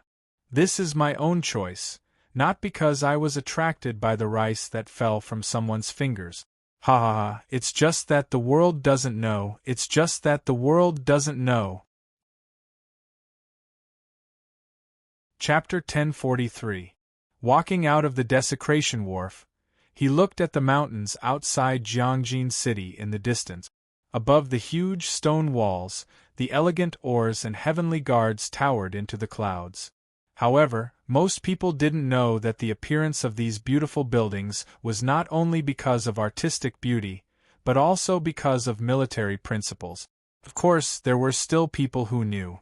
Glancing at the destination of this trip and rolling his eyes at the sun in the sky, Keizen Asada yawned, pulled out the small folding fan clipped to the round collar around his neck, and fluttered it to get some cool air for himself. However, the words on the folding fan were a bit strange. The sun rises in spirals and the dry sand rustles down, which had nothing to do with the cool charm. Reading or looking at it made people feel a little anxious and hot. In addition, Keizen Asada was wearing a scarlet hunting suit. From a distance, he looked like a raging fire walking in the human world. We didn't take the airship route, nor did we choose the newly laid railway here. Instead, we took an old-fashioned sailboat. Moreover, the boat was neither the Juin imperial ship nor the anchored warship. It was just an ordinary 1,000-rock boat used to transport soy sauce. Keizen Asada said with exultation. He didn't care about his attendant's surname at all. He just bowed his head silently, abiding by the attendant's code of silence. However, in the end, we arrived at Jiangjin City 3 days earlier than planned. Ha ha ha, the reason is that we set off a whole week earlier. The early bird gets the worm. The ancients were right. The attendant's face was still expressionless, although he actually wanted to expose his young master's self-comfort. It was clearly half a month before the departure, because he went to Hulu Huaiji with his friends and lost the travel expenses given by the master, so he had to set off in advance and took the ordinary 1,000-rock boat from Chuyun City to Jiangjin City. How did it turn out that he was the one who planned the strategy first? However, he didn't do that in the end. Not only because the attendant should never talk about the master's rules, but also because, as an old servant of the Asada family, he knew that the master was the leader of the eccentrics in Chuyun City when he was young. His young master's words and actions were like those eccentrics. There was nothing wrong with a son resembling his father. Of course, he is still an old servant. Although he can see the young master of the main family on the 1,000-stone boat, he can't let him ruin the reputation of the Asada family when they are about to do serious business in Jiangjin. He paid out of his own pocket to hire a rickshaw for the penniless Keizen Asada to drive him. When the young master, who was wearing a scarlet hunting outfit, got into the carriage, he followed the rickshaw silently, 1 or 2 steps behind the driver. The swaying bells tinkled and sang, and the wheels creaked as they rolled along the flagstones of the Jiangjin road. The master and servant were like ordinary businessmen who came to the largest talent market in Japan. After leaving the torii at the Daizao port, they went straight to the main road in Jiangjin City. The Yayoi family's Shiyuan was located at the end of this road. Therefore, any merchant who knew the ropes would first head to the office of the Scales of Eternity Chamber of Commerce's inspector to receive today's talent statistics. Unless they sent employees to the city to investigate the situation in advance, the merchants really couldn't leave the court bulletin if they wanted to obtain more information about the market. However, Keizen Asada didn't come to buy things. He came to inquire about a confused account. Many days ago, the auditing agency of the Scale of Perpetual Order in Japan found that there was a strange deficit in the talent market of Jiangjin City. More than 50 years ago, a Rakshasa demon was sentenced to the penal camp when His Excellency Keys went to the bottomless abyss. Later, he was brought back to the Ashes world to serve his sentence. This was very strange. First of all, the Rakshasa demon was also a kind of evil spirit. Even if he had received super-intensive labor in the penal camp and his body was badly damaged, he had only served for more than 50 years. He shouldn't have died of exhaustion. Second of all, even if the Rakshasa demon was a special kind of devil that was not recognized by the purebred Batsu, after their death, their souls would still return to the 9 prisons of Bader and wait for 99 years to be reborn. Jiangjin City also reported according to this statement, saying that because they didn't expect the Rakshasa demon to die suddenly, they didn't have time to set up a magic circle to bind the soul, and they were willing to bear all the consequences and punishments. However, more than 2 months ago, a big event happened in the Ashes world that many people had heard of, but only a few people knew about. Since that event, it was impossible for the evil spirits, especially the devils, to return to the underworld after their death in this material plane. Therefore, the Scale of Perpetual Order ordered the Asada family, who was in charge of Chuyun City in Japan Province, to go to Jiangjin City in the name of routine audit.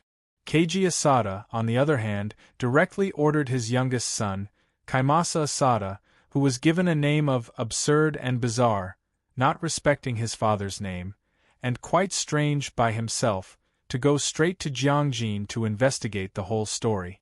The reason why Keiji Asada chose Kizumi Asada as a candidate was that his youngest son was named Jin. Although he was quite like his father and did some absurd things since he was a child, he had never done anything that didn't match his name. Kizumi, Kizumi, Kizumi. Hulu Haiji lost the money, but he still paid without any excuses. If he didn't have money to take the fast and convenient transportation, he took the cheap and long old-fashioned 1,000-rock boat. He set off a week in advance and arrived 3 days in advance. Although it was all kinds of trivial things, it was still obvious. The rickshaw was running on the road. Kizumi Asada sat in the car, crossing his legs and waving the folding fan painted with the words, "The sun rises in spirals, the dry sand rustles down," while squinting at the yashing stone wall standing on the distant mountain. At some point, he took out an iron ball similar to a literary treasure and played with it carefully in his palm. "It's just a routine audit, not a visit. Why do you have to make such a big scene, unless—" Kizumi Asada laughed, which made the old servant who was striding beside the rickshaw look at him. However, the young master of the Asada family didn't pay attention to him. He just closed the folding fan in his hand with a swish sound. There was a flash of vermilion on the folding fan made of good bamboo, and soon there was no sign of it. At this moment, the old servant was nowhere to be seen. It was unknown if he had run to the forest beside the road to relieve himself, or if he had gone to commit murder and robbery. Chapter 1044. We've arrived. Stop the car. Sitting in the rickshaw, Kizumi Asada took a deep breath and said to the coachman. The coachman sneered and replied, "Sir, not yet, bang?" Without any more hints, when Kizumi Asada inserted the folding fan behind the round collar of his hunting suit, a gun slipped from his cuff into his palm. He pulled the trigger without hesitation. The bullet flew out and directly smashed the head of the rickshaw driver. The latter fell to the ground and the rickshaw stopped suddenly. Then it lost its balance because it ran over the body of the rickshaw driver and suddenly overturned on the side of the road. At the moment of shooting, Kizumi Asada jumped out of the seat of the rickshaw. The sleeves of his hunting suit swayed, like a butterfly dancing in the flowers. After a few seconds, he was 7 or 8 steps away from the overturned rickshaw, and then he stepped on the ground again. After his head exploded, the coachman's corpse also underwent some changes. The clothes on his body didn't change much, except for a short knife that fell out of his chest. The biggest change was his body. The coachman had turned from a human into a grayish-white humanoid creature. He looked like an unfinished creature. His limbs were abnormally thin, and there wasn't a single strand of hair on his body. He was a shapeshifter. Although his head connected to his neck had been smashed by the bullet, so the classic noseless face couldn't be seen. But from his insect-like feet and 4-fingered palms, it could be judged that he was actually an adult shapeshifter. Shapeshifters liked to infiltrate society to gather wealth and influence instead of building their own cities. Young shapeshifters usually infiltrated goblin or orc tribes to practice. When they were skilled, they would go to more complicated societies such as elves, dwarves, and humans. Compared with being a leader and attracting attention, they preferred to be a behind-the-scenes manipulator or use multiple identities to manipulate influential citizens or even entire guilds. From the perspective of pure good and evil, this race was actually not too evil. Some shapeshifters even did things like raising orphans, supporting the elderly, and even sacrificing their lives for the monarch as loyal subjects because of excessive indulgence in role-playing. But these cases couldn't hide their nature of only caring about themselves and regarding others as playthings to manipulate and deceive. In particular, most shapeshifters liked to lurk in human society to satisfy their various desires. Shapeshifters couldn't breed with other shapeshifters, but they could have offspring with other humanoid creatures, and half of the offspring would be shapeshifters. Shapeshifters who abused their talents to achieve evil and sick purposes were the most notorious in the world. They were also the culprits that dragged the reputation of the whole race. But in terms of proportion, such culprits accounted for at least half of the shapeshifters. This was because if a creature could change its appearance, it would be very easy for it to escape capture. In other words, the cost of committing crimes for this species was very low. With this prerequisite and the fact that they didn't have any moral standards, it wasn't hard to understand why the mutated species had such a high crime rate. Therefore, in several planes ruled by the scale of eternal order, there was a specific law for shapeshifters. Shapeshifters living in the jurisdiction of the Chamber of Commerce needed to register in advance, and then they could enjoy the corresponding rights and interests of residents. Otherwise, any unregistered, wild shapeshifters would be killed without mercy. Kizu Asada had another hidden meaning. Because of his character and talent, his father, Kizu Asada, spent a lot of money to ask someone to give him the Eye of Truth when he was young, so that he could see through most of the fabrications and puzzles in the world. After riding in the rickshaw for such a long time, Kizu Asada observed the shape-shifting coachman from head to toe several times. Although there was a registration number of the scale of eternal order written in invisible magic ink on the coachman's neck, if the serial number was substituted into a special verification formula, it could not get an integer result at all. Obviously, the serial number was also forged. In addition, because of his sharp eyes, Kizumi Asada had actually seen what happened at the top of the Heavenguard Pavilion in the Yayoi Stone enclosure. He had seen the existence of the underworld, who wore the skin of a harmless old Japanese man but had actually turned into a Rakshasa, or evil beast ghost, killing the desert elf ninja with a saber. Then, the true identity of the shape-shifting coachman was about to be revealed. There was no doubt that the monster must be an assassin. As for whether he was bought or not, it didn't matter. The point was that if he violated the rules, he had to die. I told you to stop. It means that you have already arrived at your destination. Without looking back, Kizu Asada strode to the gate of Meishingshi Pavilion, ignoring the shape-shifting monster behind him. A noseless head slowly grew out of the body of the shape-shifting monster. The monster gradually regained his consciousness, and his hand slowly reached for the knife. However, bang! There was another gunshot. Kizu Asada just stretched his arm back and pulled the trigger again. Then, the shape-shifting monster repeated the scene not long ago. The head exploded into many pieces of red and white debris. However, this time, he didn't hide his real head as before. He just transformed a piece of flesh on his neck into the head of a human coachman. In other words, he was really dead this time. 7 steps away, the gun is fast. Within 7 steps, the gun is accurate and fast. Kizu Asada laughed and spoke his true thought. That was the reason why he had never deliberately practiced the katana technique or the katana technique. However, it didn't affect him. Kizu Asada's killing power was the best in the Asada family, even surpassing his father, who was famous for using an enchanted red spear.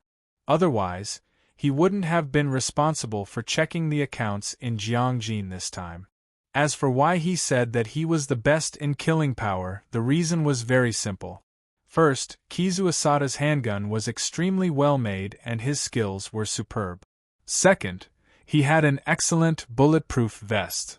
Generally, only he could hit others, but others couldn't do anything to him. Bang!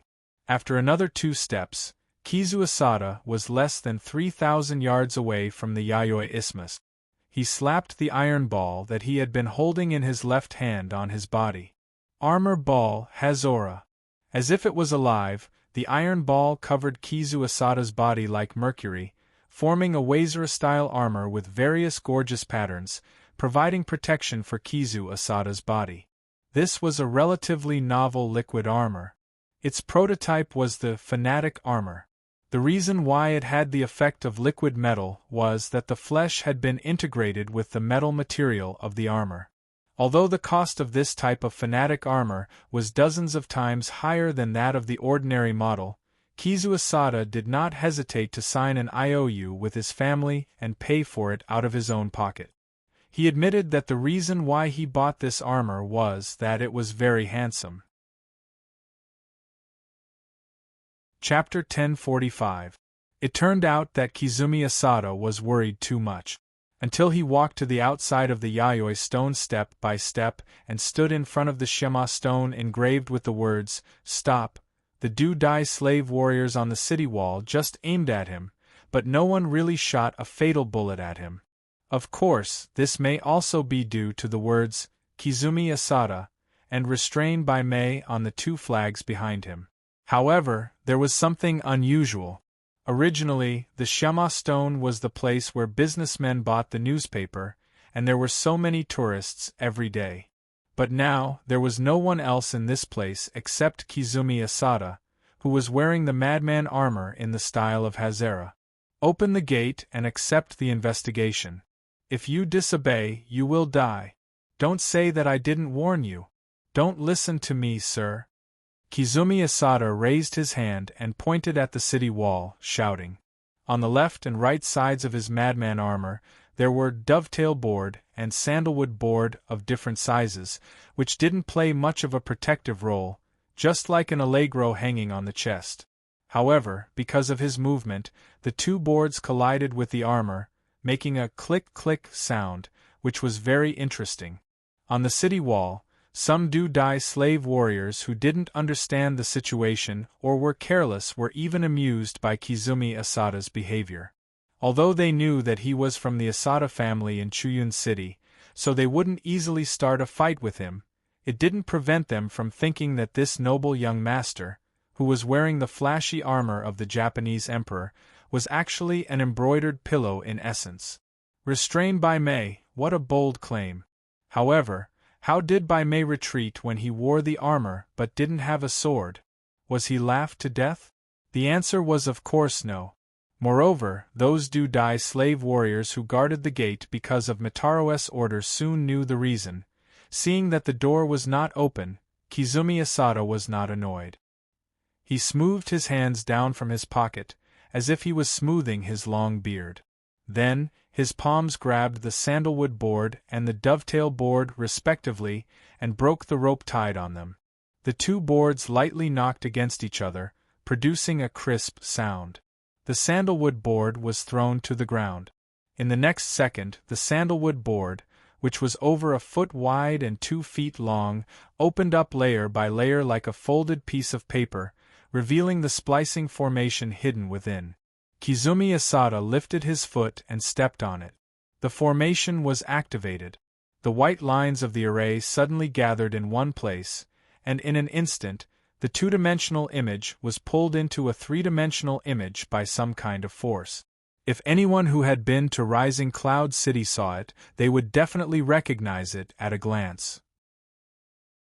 Wasn't this the mechanical cannon that stood at the top of Rising Cloud City's main gate and was named National Destroyer?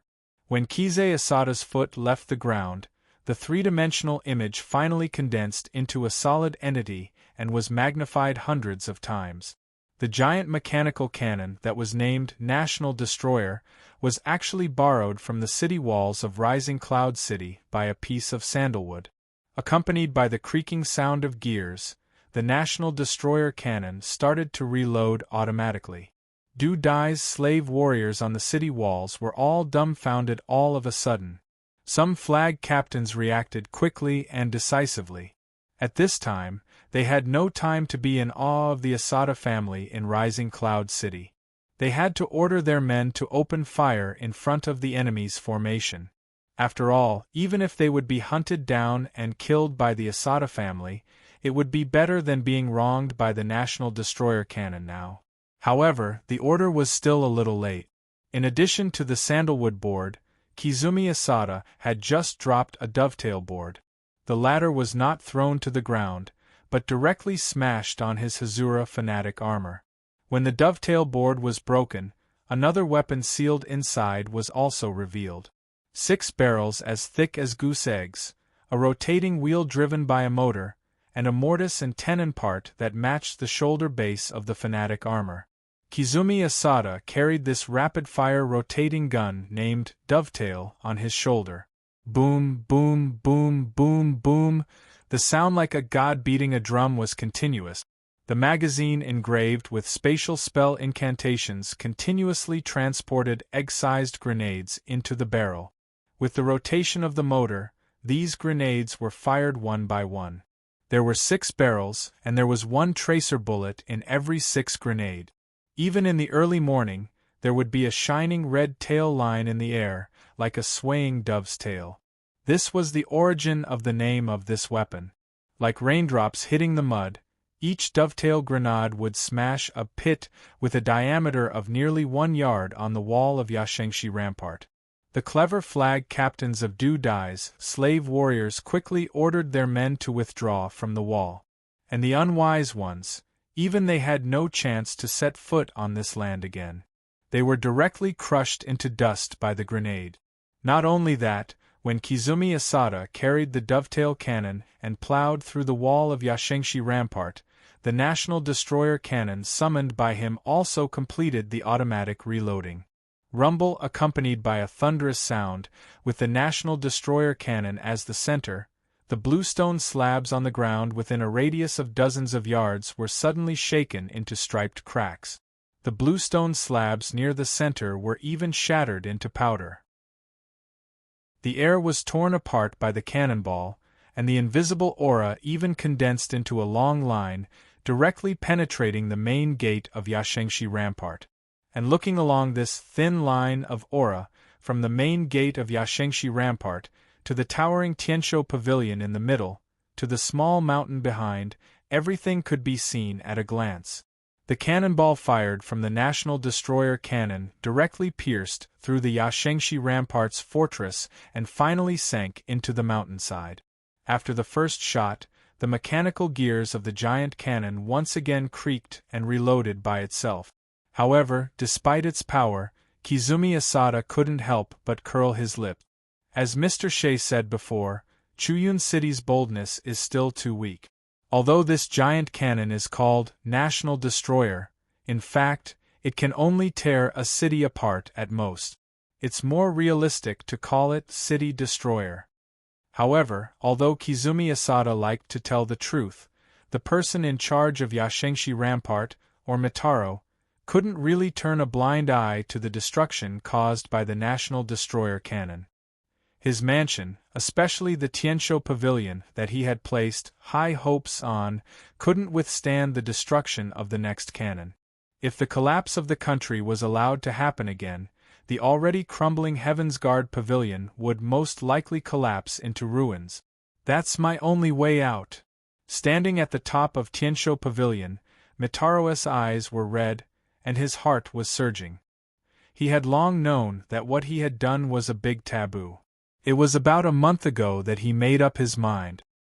He spent a large sum of money to have someone cut out the heart, liver, spleen, and stomach of the Rakshasa demon serving his sentence in the Zhejiangjin labor camp and transplanted them into his own body. Through this transformation, Mitaro seized the bloodline of the Rakshasa demon and turned himself from a human into a kind of demon. On the one hand, he did this to increase his dying lifespan. On the other hand, with the power of a demon, he could fulfill his long-cherished wish of witnessing the fierce battle between the Megalosaurus and Lord Keys in Zhejiangjin when he was young. On the other hand, he felt that if he became a demon, he might be more adapted to the environment of the future Ashes world, live better in this plane, and climb to a higher position to overlook the mediocre mortals. However, after all, what he thought was just what he thought, and his behavior did violate the rules set by the scale of perpetual order. There was nothing wrong with not violating the rules and following one's heart. The Chamber of Commerce would also give everyone the corresponding right. If an individual dared to put himself outside the rules, the scale of perpetual order would always have only one attitude: no matter what the price, always prove that the rules are the rules. Therefore, Mitaro didn't take any chances. He even left a way out for himself. In Tianshou Pavilion, there was a gate between worlds array that was also made at a high price, and it could connect to a town on the first floor of the 9 prisons of Bader, Avernus. If it were not for the fact that he had not fully adapted to the bloodline of the Rakshasa demon and could not bear to part with the life of pleasure in the Ashes world, he would have left for the 9 prisons of Bader and directly hid. Therefore, when he saw how Kizumi Asada defeated 100 demons, and saw the scene of the national collapse cannon penetrating Yaisheng Ishibashi, he immediately became anxious. The servants and retainers of the Yaisheng family could be killed at will, and Yaisheng Ishibashi could be bombed at will, and he would not feel the slightest heartache. But if Tianshou Pavilion with the gate between worlds was destroyed, Mitaro could only wait for death in the Ashes world. Of course, there was another possibility.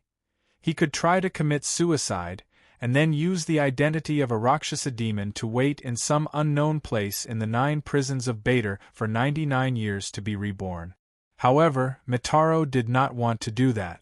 Fortunately, he did not do that. Otherwise, with the current problems in the Ashes world, he might really be dead. Who would be willing to die if they could live? Being forced into a corner, his body bent a lot in an instant, and all the strength and spirit of his whole body seemed to condense in one place. When a tiger humbles its momentum, it will attack. When a raccoon shrinks its body, it will take it. After completing the accumulation of momentum, the next second, Mitaro burst out all the accumulated strength, spirit like a bomb that suddenly exploded. In a flash, the guy appeared in front of Kizumi Asada, who was wearing the Hazura fanatic armor, and his robe was left on the top of Tianshou Pavilion. Mitaro's head had turned into the shape of a leopard, and the inverted curved fingers and the crazy roar of this beast-like evil demon showed his cruelty and evil nature without any doubt. Mitaro's inverted hand held a long knife, and with the help of the force of the sprint, he chopped at Kizumi Asada. At the same time, this insidious evil demon also used a spell-like ability similar to the immobilization spell, so that Kizumi Asada, who was hiding in the fanatic armor, could not move. Mitaro made up his mind to cut him in half, and then, of course, he would run away immediately. However, he seemed to have forgotten someone. After all, it was just a servant with a small surname who was not worth mentioning in his eyes. It was similar to his previous identity, but the nameless servant and Mitaro were not the same kind of people. Mitaro was not even a human being. Snap! Two dark, obsidian-like palms instantly clasped together and clamped the more than 4 feet long narrow knife that was chopping downward. The short servant, who was as muscular as a mountain rock, blocked the chop from a demon who was almost the same as a real Rakshasa demon. A little blood flowed out of the corner of his mouth. It seemed that it was not easy to rush from a distance and forcibly catch the knife. However, the blood was not red, but a gush of burning black, shiny oil. Once upon a time in the world of ashes, a certain desert elf tribe that had almost been forgotten by everyone but could not really be buried in history created a biochemical beast named Blazing Shadow Beast by excavating the notes of an ancient soul-binding sorcerer. That kind of blazing shadow beast seemed to break the barrier between creatures and machines. Its appearance was similar to a tiger or a leopard, and its strength was not inferior to some gifted magic creatures. The energy it needed to survive could all be obtained by burning black oil in the biological furnace in its body. In theory, as long as the black oil tube was full, the blazing shadow beast, which was clearly a biochemical beast, could continue to operate like a machine. Later, this kind of blazing shadow beast was introduced by the scale of perpetual order and became a member of the fighting order for a period of time. Later, due to the continuous upgrade of war weapons, those blazing shadow beasts gradually left the fighting order of the Chamber of Commerce. However, the scale of perpetual order was a rule. If there was a mistake, there would be a punishment, and if there was a merit, there would be a reward. Some blazing shadow beasts, who had made great achievements in the war, got the opportunity to get rid of their identity as beasts, and got the opportunity to evolve. With the help of more detailed and specific ancient soul-binding masters' research notes, the half-lich Snade from the School of Necromancy, and the help of the Ogre Paru from the field of life science and the master of making voodoo potions, these blazing shadow beasts finally evolved into blazing shadow men. Their wisdom became no different from that of human beings. In the scale of perpetual order, in addition to being biological weapons, they had the opportunity to become other kinds of employees or do other things. The short old man, who had served Keizen Asada's family for decades and had been treated as a minor aristocrat, was a blazing shadow man usually. He was no different from ordinary people. Only when necessary, he would turn into a fighting machine. Compared with demons like Rakshasa, blazing shadow men who couldn't use spells were no match for them. However, they also had their own advantages. As long as the black oil tube was enough, their strength, speed, and even their own regeneration ability were not a problem. Maybe he really couldn't beat them, but this servant of blazing shadow man could still take a few attacks. The purpose of his accompanying this time was to increase the fault tolerance of Keizen Asada's, curing 100 demons. As for the attack, Keizen Asada really had no problem. This was not breaking free from the state of immobilization spell.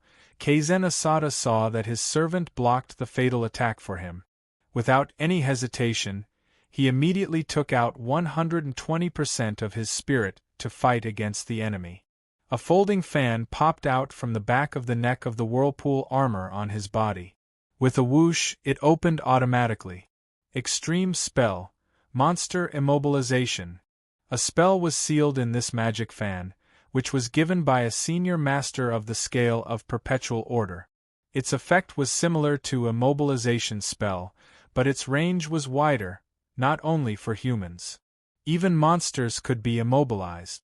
At the same time, due to its own supreme magic effect, as long as it was not a legendary monster, it could not be exempted from this immobilization effect, giving him a taste of his own medicine. This time, it was Kaizen Asada's turn to immobilize Mitaro, who had been demonized by Rakshasa. Then, the youngest son of the Asada family used his best method, retreating and curing 100 demons.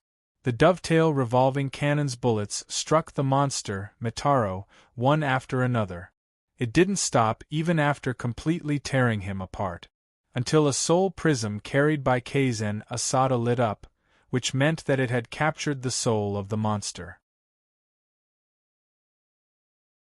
Chapter 1046. Taka City is too salty, so we need fresh water.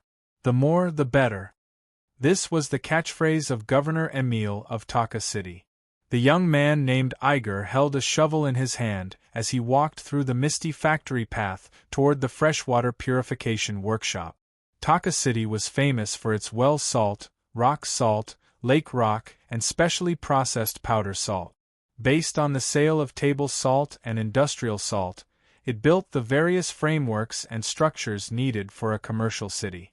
Food from Spat, brocade from Wusong, machinery and skinned undead from Gnome City.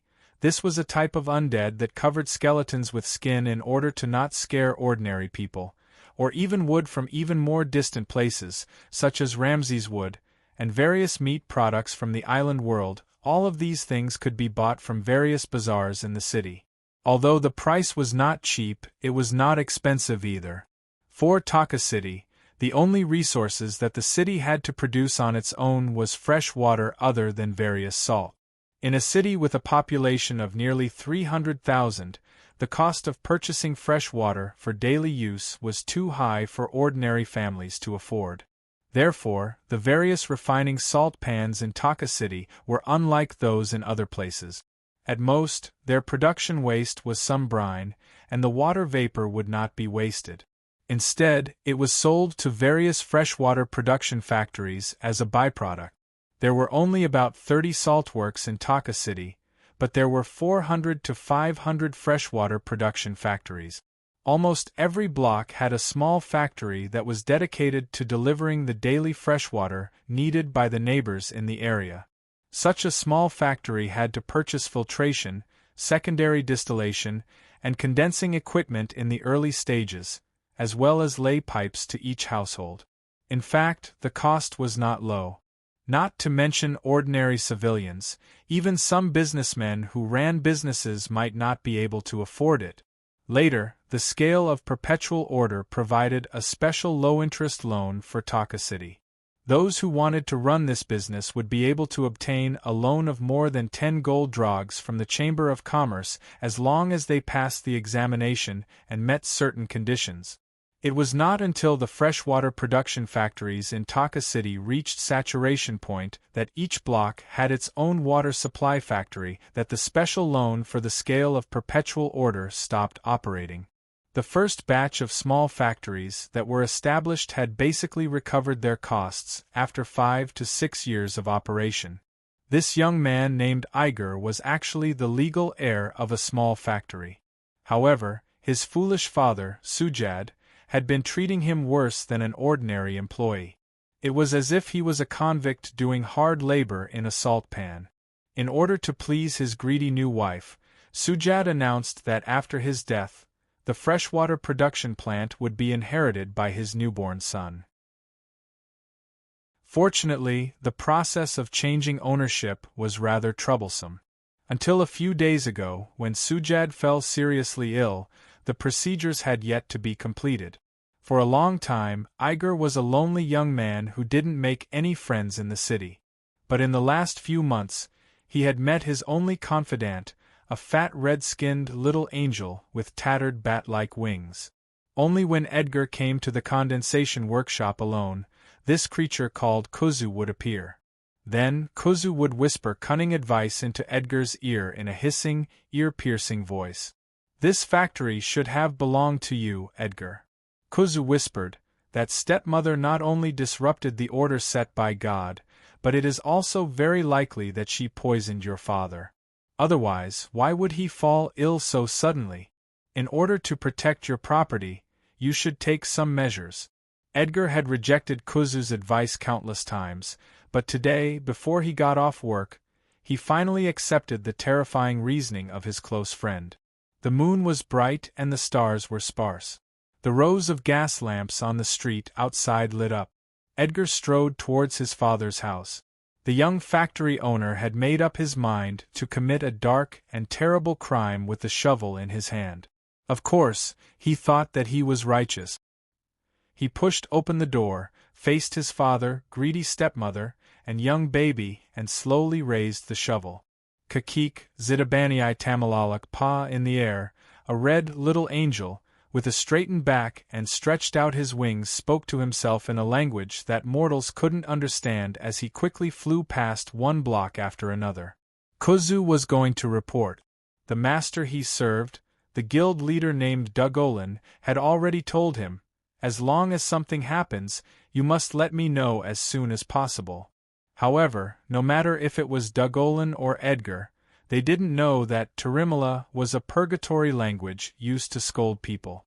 It meant something like brainless idiot. If you added pa behind it, it would represent the plural.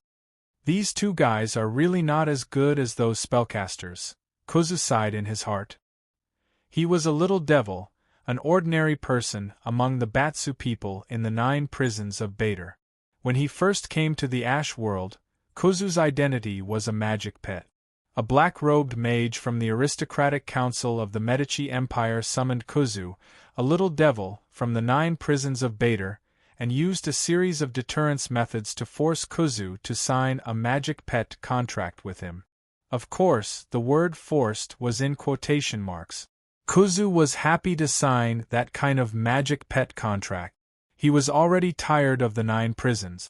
Even though it was the hometown of the Batsu people, Batsu's level of friendliness was too low for a little devil. Not to mention the intermediate and senior devils who could kill him at will, even some places with bad environments were dangerous places for a weak little devil like him.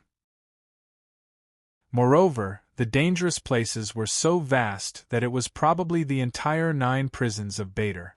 For example, the Batsu devil was naturally immune to fire damage, but the fire rain from Avernus was still very dangerous for Kuzu.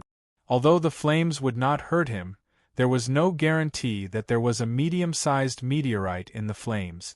Smaller or lighter rocks could easily break his bones and break his tendons.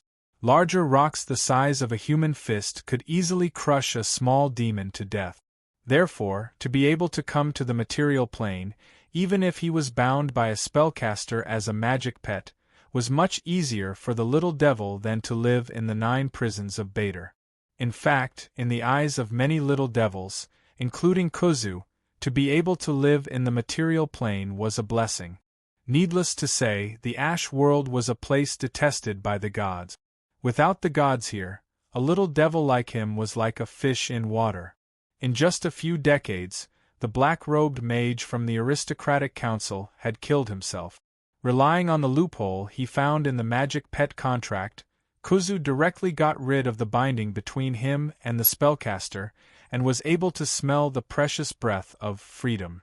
Although Kuzu still found a guild leader in Taka City to serve him out of his nature of relying on the strong, he asked himself honestly, recently, he was simply too happy. In particular, the way the guild leader acted was really to the taste of the devils. That guy is so evil. Kuzu laughed and thought silently in his heart. Especially in the past few months, Mr. Dugolin seems to have been possessed by the devil.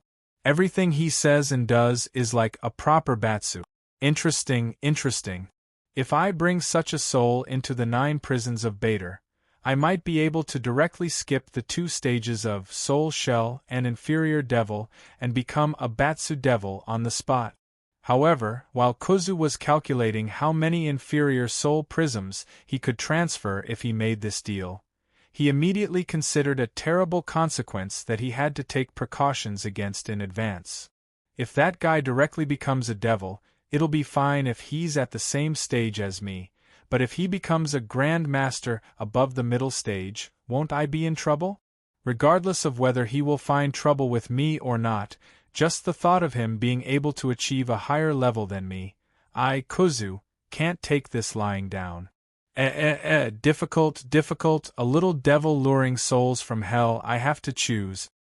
Because of jealousy, Kuzu, who was originally in high spirits, suddenly became like a frosted eggplant. He flapped his wings and flew in the air like a bee, flying in an 8 pattern. He wanted to meet Dugolin later. Perhaps Dugolin would miss the opportunity to smoothly take over Edgar's factory because of this, harming others without benefiting himself, but the little devil was happy. However, this guy's little trick failed in the end. The guild leader named Dugolin did not wait for him in the agreed room in the grand arena.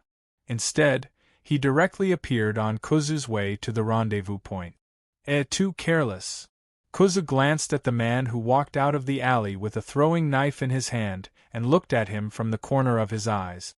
He felt that he had considered too little. However, he could not be blamed. After all, he was just a little devil. How much could he achieve? However, what he did not consider was not just a little. A smile appeared on Dugolin's face as he elegantly and charmingly showed off his sharp, shiny canine teeth. After seeing the little devil, he combed his short, shiny hair and made a gap in his forehead, revealing 2 small, lamb-like horns. His pupils changed color in an instant. His gaze was as red as blood. Coupled with his gorgeous and fashionable trench coat, he looked like an evil vampire. However, the vampire's feet did not look like split beast hooves, and there would not be a tail wrapped in dark red scales behind his butt. Reaper? Demon? Kuzu's eyes widened. The little devil suddenly felt that his brain had stopped working. He could not understand. A year ago, when they signed the Hell employment contract, Dugolin was still a pure human. How did he become a middle-stage Batsu devil now? Chapter 1047. Dogolin. This name was a little strange if it was used on a human, because it was an authentic dwarf name. The prefix dol meant weapon or sword in the dwarf language, while the suffix grimgrin meant eternal or unforgettable. When the two were combined, Dugolin could mean eternal weapon or unforgettable sword. This meant that the person who named it hoped that the person who received this name would fight endlessly. Interesting, wasn't it? If you knew Dugolin's background, you would understand that there was a deep meaning behind his name. More than 40 years ago, when Dugolin was still an infant, he was imprisoned in the Grand Arena with his parents, who were convicted of colluding with the demonic fish in the salt lake outside the city. There were no accidents. His noble parents, who had lived like princes for a long time, died in the Grand Arena in less than 3 days. It was also at that time that he was adopted by a dwarf. The dwarf was a free gladiator.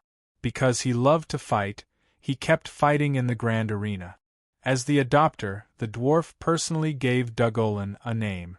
After all, although the dwarves had adopted him, according to the laws of the Medici Empire's Taka city, Dugolin had already been branded as a slave gladiator. If he wanted to walk out of the Grand Arena openly, the only way was to win 30 consecutive gladiator battles. In the Grand Arena, the dwarf gladiator stayed for about 16 years before he left alone. For the dwarves, who had an average lifespan of at least 200 years, these 16 years were only equivalent to 5 or 6 years of an ordinary human's life. It was not long, but it was not short either. At least, he taught Dugolin the right way to fight, as well as some unique skills of the dwarf. Of course, because of racial differences, Dugolin, as a human, could never fight like a real dwarf. It was just like how he could never be like the dwarf, with his super good liver, who could drink a whole barrel of beer without getting drunk. So, until the dwarf left Taka City, Dugullin's record of consecutive victories was only 3. Moreover, even if it was only 3 consecutive victories, Dugullin almost lost his life. If there were no accidents, he would not be able to walk out of the grand arena as a free man. If he continued to fight, he would die. In the end, the dwarf freelance gladiator used all the income he had earned in the grand arena over the years to buy a 3-month recuperation period for Dugullin. During this period, he did not have to risk his life to participate in the gladiator competitions. He could take the opportunity to recuperate. However, even the dwarf felt that he had only delayed the end of Dugullin's life by 3 months. And this sense of powerlessness and loss might have been the real reason why the dwarf had left the grand arena, or even the Ashen world, disheartened. After the dwarf-free gladiators left, Dugullin, who had no one to protect him, was naturally bullied. Many gladiators even bet on how many gladiators he would be able to survive after 3 months of recuperation to bet on him. In the first month of the 3-month recuperation period, Dugullin's heart was dead. Every day, other than eating and drinking, he would lie on his bed and sleep. In the second month, Dugullin began to occasionally go to the side of the grand arena to watch other gladiators fight to the death. This was something he had never experienced before, because the dwarf would urge him to practice martial arts whenever he was free. At the beginning of the 3rd month, in the eyes of others, Dugullin did not know what was wrong with him. He actually sold a set of steel half-body plate armor that the dwarf had left for him at a low price to the grand arena, as well as a dwarf's broad axe that was made of well-tempered steel. After receiving the silver cate that he got from selling the superior weapon, Dugullin bought an ordinary dagger that had no other advantages other than the common buff spell, Cat's Grace. It was an ordinary dagger that did not have any other advantages. Even so, he sold the dagger at a low price to the grand arena, but the items he bought were extremely expensive. Therefore, in the end, Dugullin did not even have the money to buy himself a leather armor, a leather shield, or other protective equipment. However, no one knew if he was not fated to die, or if he was really enlightened and suddenly understood some problems, but Dugullin actually survived the first gladiator battle after the recuperation period, which many gladiators thought he would definitely die. His opponent that time was a gladiator with a sword and shield that was very popular in the grand arena at that time. His opponent was 7 or 8 years older than Dugullin, and he was in the prime of his health. He was also very experienced, and he was good at using a sword and a shield. He was good at both offense and defense, and he was very difficult to deal with. At that time, everyone thought that Dugullin would become his opponent's stepping stone, and he would be hacked to death by the gladiator with a sword and shield. However, after the gladiator battle started, he changed his fighting style. He did not pay attention to heavy attacks, and he fought steadily and steadily. He also focused on offense and defense. Instead, he was more like an assassin. His movements were unpredictable, and he jumped up and down, waiting for an opportunity to strike. He exhausted the gladiator with a sword and shield, and then killed him with a sneak attack. Since then, Dugullin had continuously encountered fishnet gladiators, pursuers, and double-blade gladiators. In the last gladiator battle before he walked out of the grand arena, he actually encountered an orc gladiator with a heavy cavalry riding on a 6-legged horse, and 2 desert elf archers riding on gray-scaled birds with crossbows in their hands. However, in the end, he relied on a dagger to successfully counterattack. Of course, after that battle, Dugullin was almost beaten to death. He did not know how many of his ribs were broken, and he could not even sit up straight for a long time in the future. His right leg was also trampled by the 6-legged horse, and he became a cripple. However, no matter what, Dugullin had indeed completed a 30-match winning streak. He successfully walked out of the grand arena before he was 20 years old, and he became a free man again. Although his body could no longer continue to fight, He relied on the rewards from the audience that he accumulated as a gladiator, especially when he became a celebrity gladiator in the later stage. Without applying for a loan from the Chamber of Commerce, Dugolin built his own freshwater production factory. Through years of operation, he first earned back his capital, then made profits, and then invested to expand the scale of production. Currently, Dugolin had more than 50 community freshwater production factories. Although it was only 1/10 of the total number of freshwater production factories, in fact, almost 1/3 of the water used by Dugolin's industry was supplied by Dugolin's industry. When he was in his early 40s, Dugolin had an indisputable advantage and was elected as the guild leader of the freshwater industry.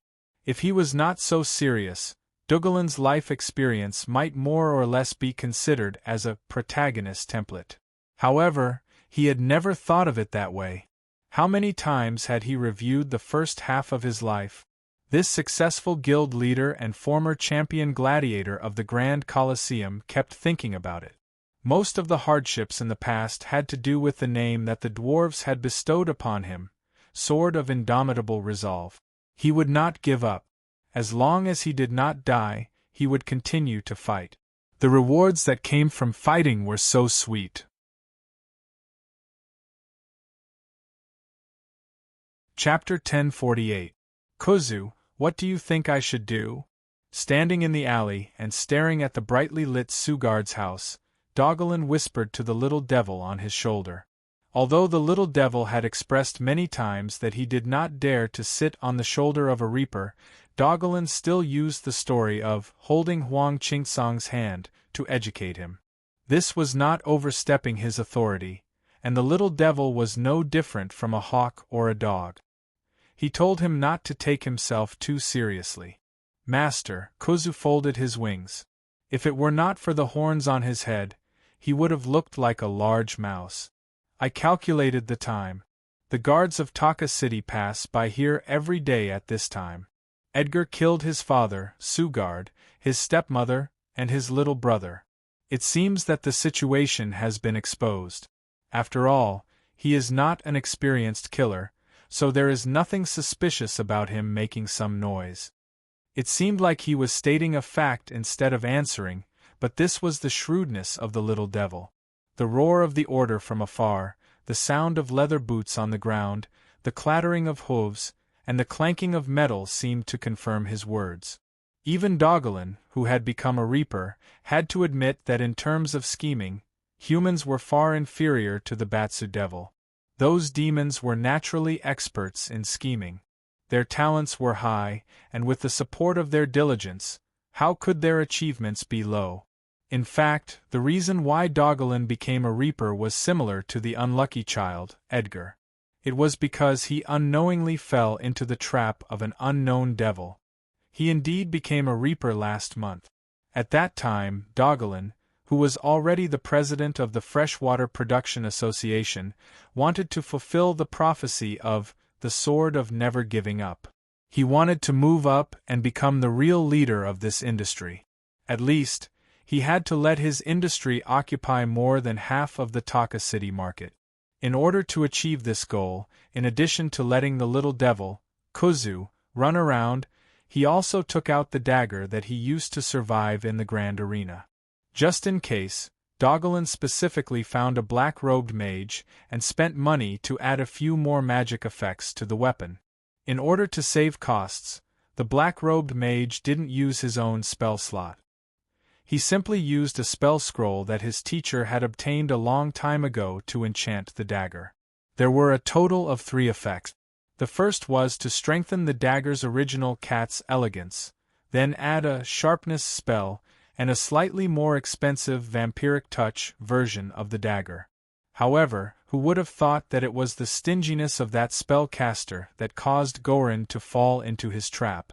The magic scroll with the secondary version of vampiric touch looked like ordinary parchment, but it was actually a piece of skin from a middle demon. It was not the black-robed mage's teacher who had traveled to the Ashes world. Instead, it was the unreasonable hand, that had been casually thrown into the ashes world by a senior demon hundreds of years ago. Perhaps the senior demon didn't have any big plans. He just thought that although the secondary version of vampiric touch was not a very valuable treasure, it would not be used by ordinary people. Using the hidden cards, the senior demon had a high probability of capturing a decent mortal soul. This was a long-term business. It would make a lot of money, but the probability of losing money was also low. However, because of the sudden change in the Ashes world a few months ago, although only a few people knew the truth, the senior demon's long-term business had encountered the law of surprise. When Dogolin picked up the dagger, the senior demon not only did not obtain the former's soul, but also, because the former was in accordance with a certain law of hell, it was forcibly deprived of some of its power and fed back to Dogolin. In this way, Dogolin directly fell into depravity and became a middle demon harvester. This was a kind of demon that was famous in Bar though. A large number of harvester workers worked on the front line of the main material plane, rushing about for the depravity of mortals. For example, now he could earn about 300 silver cats a year from the Sugard family's freshwater production plant, and his family's market share increased by an entire block. And the price was only a little more than a month's worth of saliva from the little demon Kuzu. This was a very good deal. However, Dogolin felt that it could be even better. In the eyes of a harvester, the garrison of Taka City was not a good-for-nothing, but it would not have a higher evaluation. After all, those guys were not tough nails, like the city guards or the supervision team of the scale of perpetual order. The toughest weapons in their hands were just some flintlock guns. If it were not for the fact that the captain of the garrison had a complete military version of the fanatic armor, the squad leaders under his command were also equipped with a simplified version of the half-fanatic armor, and the headquarters had a mage group led by a black-robed mage and 5 or 6 gray-robed mages as auxiliary mages. The Taka garrison might not be as elite as the guards of some of the local big families and guild. For a routine night patrol like today, the garrison would not have any spellcasters with them. After all, as one of the first cities to join the scale of perpetual order, Taka City had been peaceful for a long time. Except for the chaos caused by the demonic fish 30 years ago, which was wiped out by the Chamber of Commerce, this important city in the south, which was originally part of Medica's territory, had always been peaceful. The current emir was actually the third generation of the family leader, who had formed an alliance with the Chamber of Commerce. Because of this, the emir family had been the governor of Taka City for more than 50 years. It was almost no different from swaggering. Dogolin used an illusion on himself and Kuzu, and then followed the patrolmen who rushed into the mansion because they heard the call for help and walked into the mansion together. They saw Edgar, who was holding a blood-stained shovel in his hand, trying to escape in panic. The young man who had just committed a heinous crime was so scared that he almost peed his pants. 7 or 8 flintlock guns were aimed at him. No matter where he ran, he would be shot into a ragged doll-like corpse. How happy he felt when he committed the heinous crime of killing his loved ones was how terrible he felt now. There was no doubt that he would not be able to escape this time. Kuzu? Where are you? Come and save me. Didn't you say you would help me? Edgar threw the shovel aside. When he was on the ground and was tied up with ropes by the garrison patrols, he suddenly screamed at the top of his lungs. He had an agreement with his little angel friend. The other party said that he would be a lookout for him and that there would be no mistakes in tonight's incident. Shut up, you vicious murderer! A garrison soldier whipped Edgar's face with the butt of his gun. Half of his face was red and swollen, and a few of his teeth were broken. Edgar was hit so hard that he could not say anything. Even his high spirit, which was produced by the secretion of a large amount of adrenaline, disappeared in an instant and turned into a pile of mud. Chapter 1049. It's really useless. Dogolin, who was invisible, saw this scene and frowned. He then scratched his temples with the dagger as if he was scratching an itch. I have already committed enough evil deeds to become a Batsu, but in the end, even if I become a devil, I can only become an inferior demon. Really, let's do it this way. It was his first time doing this kind of thing, so he couldn't ask for too much. The newly promoted demonic reaper Dugolin advised himself not to be stubborn. Thinking of this, he no longer hesitated and used the dagger to cut off a small piece of skin from his tail. Even if he was a devil, such a palm-sized wound would heal itself in a short while. However, Dugolin did not even frown when he cut himself. He was definitely a ruthless person. Anyway, as a bystander, Kuzu felt that she could not be so ruthless to herself. Humph! Perhaps he sensed the thoughts of the little devil on his shoulder. Dugolin could not help but snort coldly. However, he did not stop the movement of his hands. Because the dagger had a secondary version of vampire's touch, the skin that was cut off was quickly dehydrated and turned into a parchment-like material. Dugolin used his hand to touch it, and in an instant, hundreds of infernal runes appeared on the parchment. This was not an infernal contract like a contract demon. The Reaper's rank was still not high enough, and he needed to advance at least once before he could become a contract demon. Instead, it was a hell bond that the Reaper used his innate ability to conjure up. Its function was relatively simple, and it could only be used to lend power to mortals and devils. Of course, the power that he could lend to mortals was not much, and the time he could lend it was not long. However, after accepting the power of the devil, most mortals would not be able to withstand the tempering of evil and would fall. They would be marked with a devil's mark, and after death, they would fall into the 9 prisons of Bader and become the raw material for the soul shell. The soul shell was not a formless smoke, nor was it a hard shell in the literal sense. On the contrary, they were creatures of flesh and blood. They were close to what they looked like when they were alive, but they were covered in filth. However, they were covered in filth and seemed to be slightly more resilient. The diseases and injuries they suffered at the last moment of their lives still remained on their bodies. Those who did not fall to the ground before they died could still move freely, but those who were severely injured could only stay where they were. When a ship full of soul shells was transported to a place of torture, the black-hearted devil bureaucrats called Anzu would read the symbol of each soul and record the name of the devil responsible for harvesting it in a thick ledger. Next, these soul shells would be transported to terrifying rooms with all sorts of torture methods. The land of torment was usually managed and supervised by the lustful demons. They would regularly send reports to the lords at the peak of the soul harvest. When determining whether a devil active in the prime material plane could be promoted, these reports would be the most crucial basis. For most of the harvesters who used the debt of hell to corrupt people, at this point, he could get back his principal and interest. This was all they harvested. Then, when the relevant paperwork was compiled, copied, and filed, the soul shell would be subjected to a series of terrifying tortures. Just imagining the abominable details could make even the most determined mortal break out in cold sweat and panic all day long. According to the terms of the contract of Primordial, as every bit of the petitioner's remaining personality was slowly stripped away, magic energy would be released and flow to the Lord of the Level.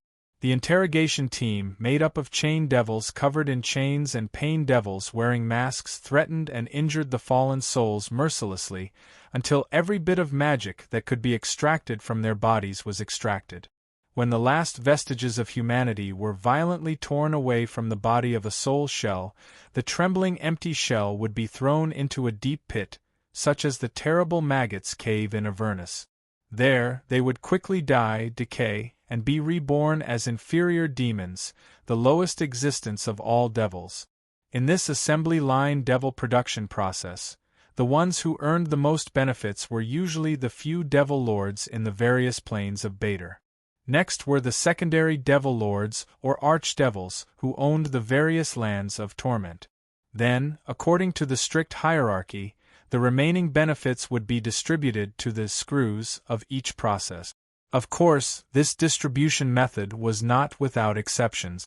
For example, if a harvester found a very suitable fallen soul, it did not need to go through the process of polishing the soul shell and could directly transform into a devil. Then, according to the contract of Primordial, all the magic energy obtained by extracting the soul could be obtained by the harvester to benefit itself. Dugolin wanted to try such a deal now. Whether he succeeded or not, it was another matter. Whether he did it or not, he would definitely choose to do it. Go! He threw the completed debt of hell to Kuzu and said to the little devil, "Give it this bond. Once the deal is done, you and I will split the profit." Kuzu's eyes lit up. The little devil vaguely felt that this trip was worth it. Flying a few dozen yards away, it could obtain half of the power of a fallen soul. This was a great deal, and he felt that he had made a fortune this time. Just wait and see. Kuzu laughed. He held the debt of hell that was made from the skin of a harvester and flew to Kinslayer Edgar, who was lying on the ground like a dead dog in the courtyard. "Don't panic, I'm here to give you a treasure." Got it, however, just as the imp tried to communicate with Edgar using telepathy, he was suddenly struck by 7 to 8 flintlock pistols before he could even complete his sentence. Kuzu, who had flown to Edgar's side and hovered over the youth's head, did not notice that her invisibility spell had been silently withdrawn by the harvester. In no time at all, the frail low-tier demon was torn apart by the bullets from the pistols. Blood spurted out, and his flesh was badly mutilated. With a soft thud, the little devil fell directly in front of Edgar and died with his eyes wide open.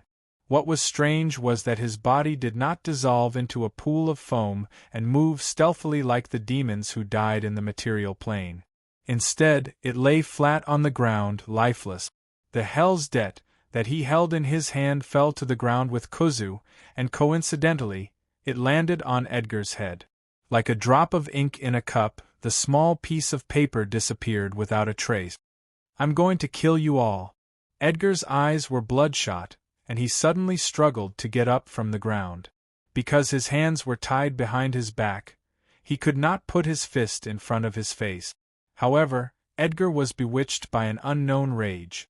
After committing a great crime, he buried his head and charged at the garrison soldier beside him. He used his head to knock the soldier's butt over, and the soldier fell hard on the ground. Asterisk bang, bang, bang. Asterisk a few more gunshots were heard, and the flintlock bullets hit Edgar's body, taking away the young man who had basically lost his mind. His body fell on the little devil Kuzu, and the latter's sharp horn pierced through Edgar's body's stomach. Their blood mixed together and seemed to have some kind of reaction, turning into a highly corrosive acidic solution. This blood, which was very similar to the acidic solution, corroded Edgar and Kuzu's bodies into a pile of mud at a very unreasonable speed. The rope that tied Edgar's 2 arms behind his back also lost its function because his arms had been completely corroded. Asterisk gurgle. Gurgle. Gurgle, asterisk a lump of something that looked like a slime monster suddenly emerged from the pile of mud. It had vague facial features, which made the monster look even more terrifying, but it could not see, hear, or smell any information around it. It was a newly born inferior demon, without any intelligence to speak of. It trembled and writhed, forever enduring the severe physical pain. After becoming an inferior demon, it no longer retained the slightest memory of its mortal life. Although these pitiful and tragic creatures could not even have the slightest bit of conscious thought, somehow, they could vaguely realize that the opportunity for advancement was waiting for them. The only thing they needed to do was to find a way to show their innate evil nature. As mentioned before, the inferior demons could not see, hear, or smell any information around them, but even so, they still had a way to perceive some things around them. For example, Edgar, who had transformed into a lesser demon, could still sense the presence of several Taka City garrison force soldiers beside him. The reason was very simple. Even if the mortals had a bellyful of evil in their hearts, they could not be filled with evil thoughts like a real demon. In the inferior demon's pitiful senses, as long as the mortals had a little bit of kindness, it was as obvious as a bonfire lit in the dark night. Therefore, the newly born inferior demon instinctively pounced on the soldiers. Even though it didn't know how to kill, it relied on its body, which was similar to the ooze, to ignore the damage of ordinary flames and bullets. It could pour its mud-like body into the mouth, nostrils, and ears of the enemy, gouging out the enemy's eyeballs. It shared the pain it suffered with the mortals. Seeing this scene, Gorlin, the demonic reaper, could not help but laugh. Then, he removed the concealment spell on his body. Just now, he had absorbed all the power that could be extracted from a complete fallen soul. For a harvester who was only an intermediate devil, it was as carefree as drinking a large cup of nectar. He decided to move around a bit. Tossing the enchanted dagger in his hand up and down, this guy walked with the footsteps of a rogue trained in the grand arena. He slowly walked behind the garrison soldiers, who were entangled with the lesser demons. The mantis stalks the cicada, unaware of the oriole behind. The corner of Dugalin's mouth curled up. He remembered that he had participated in several free-for-all gladiatorial performances. At that time, he was also like this, playing the role of the final reaper. The first one, the reaper handed over the dagger while counting silently in his heart. Pust, the sharp blade pierced into flesh, and a soft sound rang out. However, this sound did not come from one of the soldiers who had been ambushed. Instead, it came from Dugolin, who involuntarily clutched his neck. A line of blood had appeared on his neck. Moreover, there was a wound, but not a drop of blood flowed out from the wound. This was because the weapon that cut the wound was enhanced with the advanced version of Vampire's Touch. The 35th one. After confirming that the Reaper was completely dead, Jarlaxle, the leader of the Diet Dark Elf mercenary group, recorded a number in a small book. This was his account book. He could use the records in it to collect the bounty from the scale of perpetual order. The few garrison soldiers of Taka City, who spent a lot of effort and finally killed the inferior demon with an alchemy bomb, saw the corpse of the evil demon on the ground. At the same time, they saw the secret agent token of the Chamber of Commerce in Jarlaxle's hand. They all chose to keep their mouths shut and did not dare to ask more. Chapter 1050. To the west of the Desert Elves' sacred mountain, about 500 pale sands away, there was another famous mountain in the Ash world. It had a famous name, Thundercliff. At the same time, this place was the traditional core of the Blue Dragon Clan's territory. It was the birthplace of the Dragon Clan's kobolds, their ancestral home. As the scale of perpetual order spread across the world, the Dragon Clan's kobolds slowly developed and became more civilized. Only near the ancient residence of Thundercliff, some Dragon Clan kobolds still maintained their original tribal social structure. For example, Thundertooth Town. The Dragon Clan was one of the first three major tribes of kobolds, the Sharp-Tooth tribe, which had taken root here. Relying on a branch of the Thundercliff, they built a town in the vast sea of sand. Unlike many kobolds from other material planes, perhaps because the natural conditions of the Ash world were too harsh, the desert kobolds were much stronger and tougher than other kobolds. When they stood up, they were about 1/3 taller than other kobolds, between 3 feet and 3 feet 6 inches tall. Their average weight was more than 40 pounds, and some could even reach 60 pounds. They had scaly skin between reddish-brown and black, and their eyes ranged from birch to red. Their legs were muscular and walked on toes. They had long clawed fingers, crocodile-like jaws, and small white or brown horns protruding from their heads. They also had a long tail like a mouse. They did not have the stench of wet dogs or dead puddles that other kobolds often had. Instead, they smelled like dry sand. Kobolds were very prolific oviparous creatures, and they had the highest birth rate among humanoid creatures. However, unlike other species, Although the desert kobold's reproduction rate was higher than that of other humanoid creatures, it was not as exaggerated as that of ordinary kobolds. A pregnant female desert kobold would lay her eggs within 2 weeks. Only about 1 in 10 pregnant women would lay 2 eggs. An egg needed about 2 months to incubate, and a newly hatched kobold could walk within a few hours. Compared to ordinary kobolds, the eggs of desert kobolds were especially sturdy. Even if these eggs were to break 15 days earlier, most of the hatchlings would survive. The desert kobold hatchlings matured very quickly, and they would reach adolescence in 7 or 8 years. They often laid eggs in a common nest, and special adoptive parents would take care of these eggs and hatchlings. All the Dragon Clan kobold hatchlings also had to receive 3 years of compulsory training prescribed by the Great Master of Megalosaurus, Keys. In these 3 years, the hatchlings had to learn language, mathematics, and some other basic knowledge, as well as corresponding combat skills.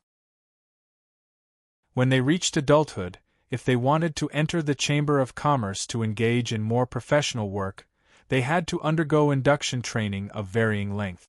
This is definitely the best era. In the Kobold clan, many elders who had lived long enough would use this sentence to educate the younger generation of the clan. They had a deep understanding of the benefits of receiving education. Not to mention the implementation of this compulsory education system for nearly 50 years, there were many spellcasters with the blood of warlocks among the Dragon Clan kobolds near Thundercliff. Just look at those Dragon Clan employees who held various positions in various departments of the Chamber of Commerce.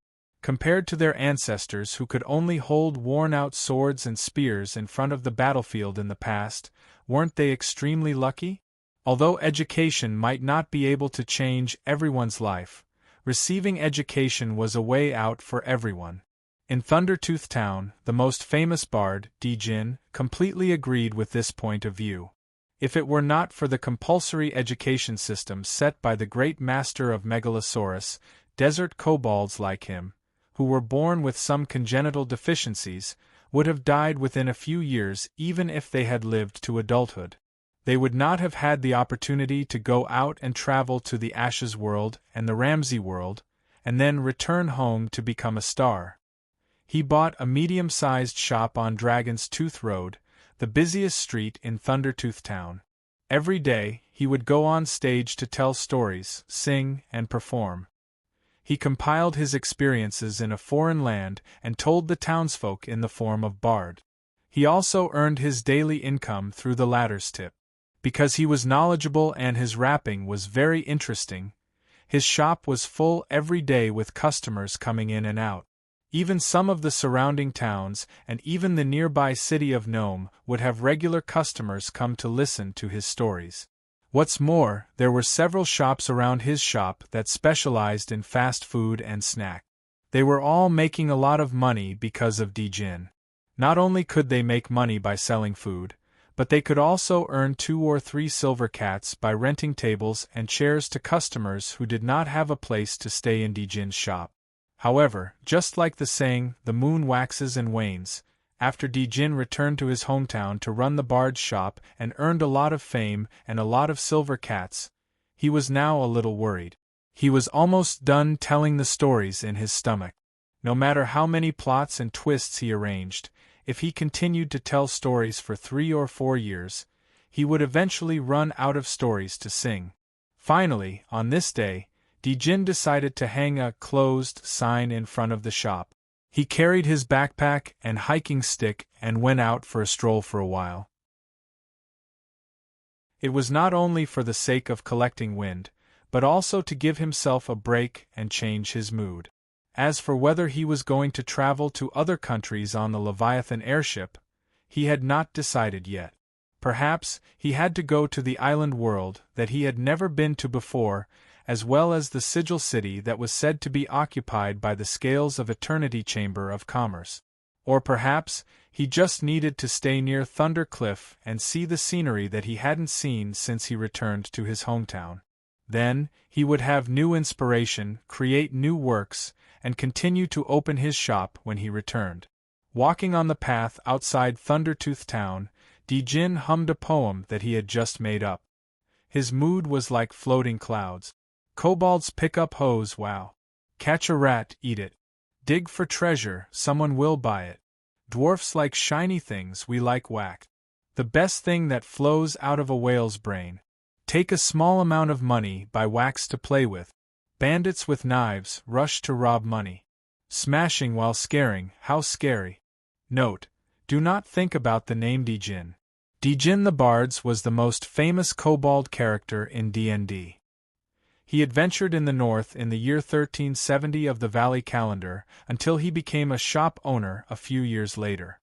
He appeared in Under the Vulture Point, The Dragon Queen's Treasure Mountain, The Return of Randall Moan, The Rise of Tiamat, The Secret of the Haunted Spider, Sword of the Valley, Tomb of Oblivion, and The Tomb of Damara. He was also involved in the video games Baldur's Gate 3 and Neverwinter Nights, OL. Chapter 1051. Dijin carefully observed these 7-foot-tall humanoid creatures. Their skin was slightly gray, their noses were black, and their faces were like dogs. They were ugly, but what really bothered the kobold of the Dragon Clan was the spears and bows in their hands that were blocking the way. The bard recognized these creatures. He had seen them in books when he was young, and he had also seen gnolls who were confiscated of their property and forced to work in the labor camps in Japan. In the General Handbook, that every kobold youth of the Dragon Clan had to read, they were described as follows. Gnolls are huge, evil, humanoid creatures that are like coyotes. Although they always move in groups, they are very loosely organized. They walk upright on 2 feet, and their hands are like normal humans, and they can use tools. Gnolls have dark green skin, and the color near the snout is darker. Their yellow hair has a little grayish red. Gnolls have their own language, but some also speak the language of orcs or goblins. When the group of gnolls dressed as bandits appeared in front of him, Dijin considered whether he should turn around and run. However, if he dared to turn his head, either the spear would pierce his body, or he would be hit by an arrow. Dijin could only stand still. Among the gnolls, there was a tall guy with bright red hair. He had been staring at Dijin for a long time. "What are you thinking about?" Little Dijin asked in a calm tone. Although he recognized the gnolls, this was the first time he had dealt with them. According to the General Handbook, gnolls were similar to goblins. They were evil, capricious, and very dangerous. The gnolls did not move, nor did they make a sound. Dijin knew that those guys were weighing the pros and cons.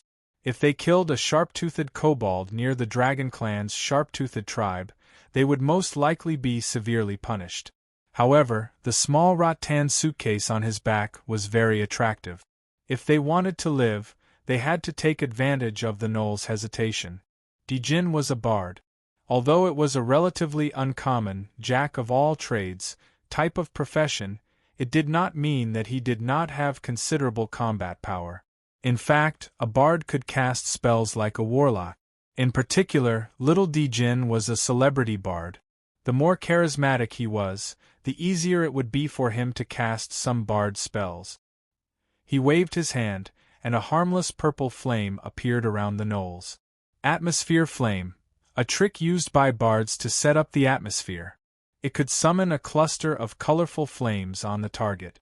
Although it couldn't cause any fire damage to the target, the weird demonic fire could mark the target and see through some camouflage. Now, Dijin had also developed another use for the atmosphere flame, to scare those uneducated gnolls. And, just as he wished, a jackalen immediately fell to the ground in fear. However, the rest of the jackalans quieted down under the gesture of their experienced leader. They still looked around anxiously, not knowing what to do. The gnoll leader looked back at his companions, as if he was estimating the power of the flames. Then, he lowered the spear in his hand, not allowing the tip of the spear to point at the dog-headed man from the Dragon family clan. At the same time, he motioned for his companions to do the same. Dijin could not help but breathe a sigh of relief. Then, the Knoll leader spoke for a while in a language that the bard could not understand. After seeing little Dijin's puzzled expression, he simply repeated it in the goblin language and the dog-headed man language. Dijin could understand the goblin language, so naturally, the dog-headed man language was not a problem. However, because the Knoll leader's accent was very strange, he could only recognize a few words intermittently, such as friend, leader, and so on. "I'll go with you?" Dijin tried to imitate the goblin language with the strange accent. The Knoll leader roared a few times. This time, the bard could only understand the meaning of the last word. "Ally? Ally!" the Knoll leader shouted. The other jackalans smiled in relief and patted each other's backs in relief. Next, the dog-headed bard and the group of gnolls walked along the winding path and walked to a small forest beside the road. The gnolls kept a distance from him and did not walk together. Dijin did not know if this action was out of respect for his identity as a spellcaster or for other reasons. But he guessed that maybe those guys knew that they had a strong stench on them that could not be washed away even after bathing. The gnoll leader occasionally came over to chat, and from time to time, he would playfully wink and rub his thick meaty palms to express his excitement.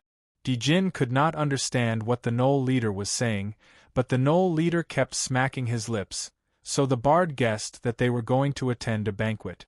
It did not take long for them to reach the destination of their trip. In a small oasis surrounded by windbreak trees, there was a camp surrounded by several caravans. From the flags on the caravans, it should be a caravan from a noble family in a small place in the destroyed Medici Empire. The flag was painted with the style of the Medici Empire. The scale of perpetual order had now completely taken over the Medici Empire, and the great Megalosaurus Keys had also become the de facto master of this country. However, the Chamber of Commerce did not eliminate the original forces of the empire. As long as they followed the rules, the Chamber of Commerce and the benevolent Megalosaurus would still allow them to survive on this land. Many small nobles who originally lived in various parts of the Medici Empire had now devoted themselves to business in order to maintain their families' expenses. In this regard, the scale of perpetual order's attitude was to neither deliberately support nor suppress them.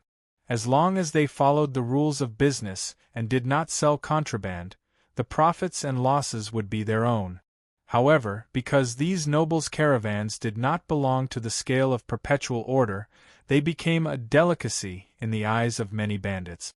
Under the cover of the thorny bushes, the gnolls stopped about 500 yards away from the camp. Dijin could see that these guys did not have good intentions towards the caravan that was camping. They had already gathered into a battle formation. In order to conserve drinking water and energy, the desert's caravans usually stayed in the day and moved at night. They would only start moving in the evening. At this time, it was 3 or 4 o'clock in the afternoon. The hottest time of the day had just passed. The caravan would set off in 3 or 4 hourglasses. The 2 or 3 guards on duty also relaxed their vigilance and prepared to stare at each other for a while to recover their energy. "A caravan," the gnoll leader whispered above Dijin's head. This time, he deliberately spoke slowly to make sure that the kobold bard could fully understand him. 5 men plus 2 women, a young woman, another young gnoll eagerly added. The gnoll leader glared at his fellow gnoll and concluded with a low growl, and 5 young men. "Enemies," the leader said. The gnoll leader began to chatter again. Dijin could only understand intermittently, "humans, weak slaves." The rest of the gnolls were worried that the kobold bard would change his attitude. They fiddled with their weapons uneasily and looked at each other. 5 men, Dijin asked. He was not sure why this guy did not mention the goods. Did he just want to kill them to vent his anger? The gnoll leader slammed the ground with his spear. "Kill the old men. Take the young ones." "Women?" Dijin asked again. A few gnolls showed an evil smile instead of answering.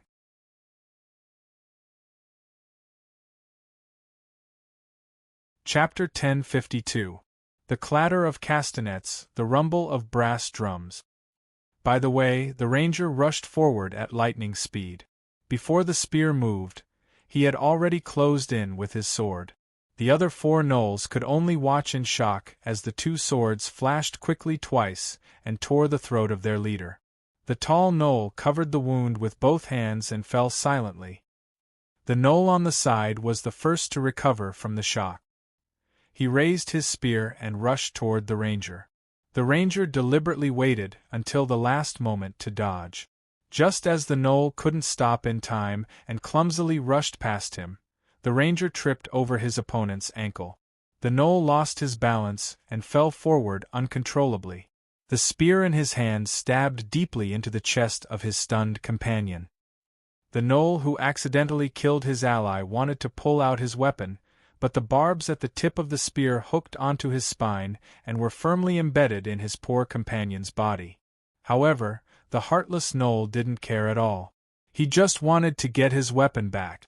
He showed disdain for his companion's painful expression and kept pulling and twisting the handle of the spear until the ranger crushed his skull with his sharp swords.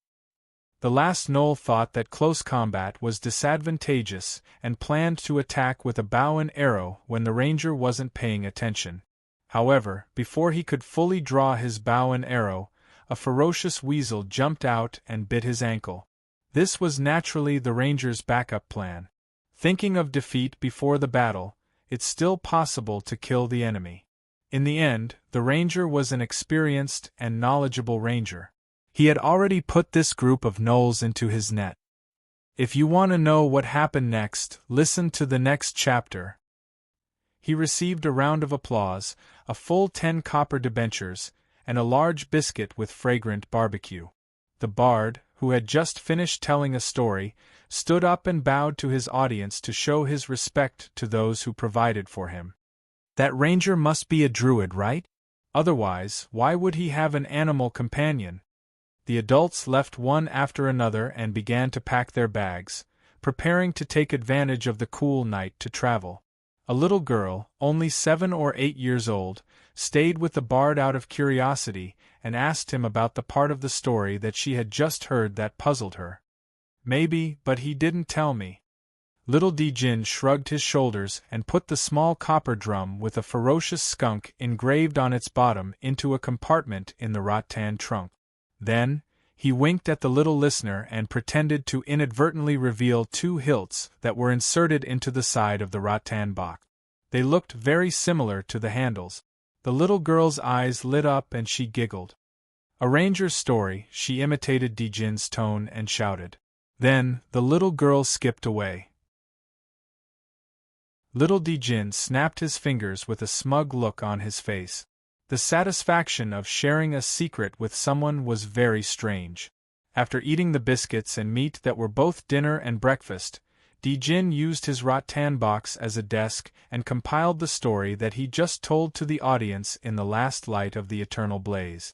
Because the theme was very new, he was still slightly lacking in terms of phrasing. The team of merchants, on the other hand, had already set off on their new journey. That was Shak, a thin and weak goblin. His name in the goblin language meant crucible without a handle. He was dragging his heavy feet and slowly walking up a slightly steep stone slope. He had to go back and report the results of the search. The bodies of the 5 gnolls were all buried in a thorny forest. The unfortunate goblin believed that Wugulu would not like to hear this news. But what choice did he have? Escape to the desert wilderness on the other side of the mountain? No, the great Wugulu would find him at all costs and tear the traitor's body apart with his great strength. So, in the end, Sark pushed aside the bush with his trembling hands and entered the cave where Wugulu lived. "You're finally back," a goblin near the entrance said to him. "You've been gone for 2 days. I thought you were dead outside." Another goblin asked, "Did you find the gnolls?" Sark nodded and sucked in a breath of cold air. His face turned pale in an instant. He took deep breaths but still could not relieve his nervousness. "Is Wugulu inside?" he asked in a low voice. The 2 goblins looked at each other curiously. "He found the gnolls," one of them guessed. But it's a pile of corpses. Wugulu will be furious, the other goblin said. At the same time, he lifted the thick curtain that led to the audience room with ill intentions. Sark looked behind him hesitantly and began to wonder if he should have come back. Perhaps running away was the right thing to do. But the goblin guard rudely pushed him into the audience room and blocked the entrance with a spear. The relationship between goblins, even if they were brothers, was terrible. Not long after birth, goblin cubs had to be completely self-reliant. In the tribe, these babies were treated like pets. Most tribes raised their children in cages or fences. This way, the adult goblins did not have to worry about their cubs running away. The mortality rate of goblin cubs was very high. Once the adult goblins could not raise them or there was a shortage of food, these unfortunate cubs would understand early on that the tribe still had a last rations to survive. How good would the relationship between goblins who grew up in such an environment be? Sark, who dragged his feet and tried his best to move forward, finally attracted the attention of the owner of the cave, Wugulu. Wugulu looked like a mountain giant. Hill giants were a type of giant, but they were probably the weakest type of giant. They were selfish and cunning creatures. They would hunt near their territory and make a living by robbing and dominating the nearby humanoid creatures. Although mountain giants had low intelligence, they were still very strong warriors. They had a barbaric appearance and looked a bit like apes. They had long arms, hunched backs, and wide foreheads. Even though mountain giants were the smallest among the giant race, their subcutaneous fat was famous for being thick. Their average height was 16 feet and their weight was 4,500 pounds. Females and males had the same physique. Their skin was light brown, and some had a ruddy dark brown. Their hair was mostly brown or black, and their eyes were also black. Their lifespan was usually around 200 years. Ah, Sark, your report? Wugulu waved his hand and motioned for the goblin scout to come closer so that it would be easier for him to report. I. The poor goblin stuttered and could not speak. Wugulu's eyes instantly turned orange. Everyone who worked under this terrifying tyrant knew that this was a dangerous signal. I found a knoll, Sark blurted out. Even if he died, he would die a little later. Dead. Killed. Dead. Wugulu asked calmly. Sark nodded. Dead. Accompanied by an earth-shattering roar, the huge mountain giant rushed in front of the goblin scout like a whirlwind. His eyes burned with orange flames of anger. Wugulu roared angrily again. As the number of goblins gradually decreased, some were killed by the caravan guards or other monsters, and some became tools for Wugulu to vent his anger. This group of gnolls had become his main plundering force. Get up, useless goblin. Tell me how this happened and who did it. After venting his anger by roaring, Wugulu temporarily calmed down and then asked the scout, who was lying on the ground and trembling. Sark tried to get up. After a minute, he finally managed to support his body with his knees. I don't know, the goblin sobbed. The gnolls are dead. There are knife wounds and bite marks on their bodies.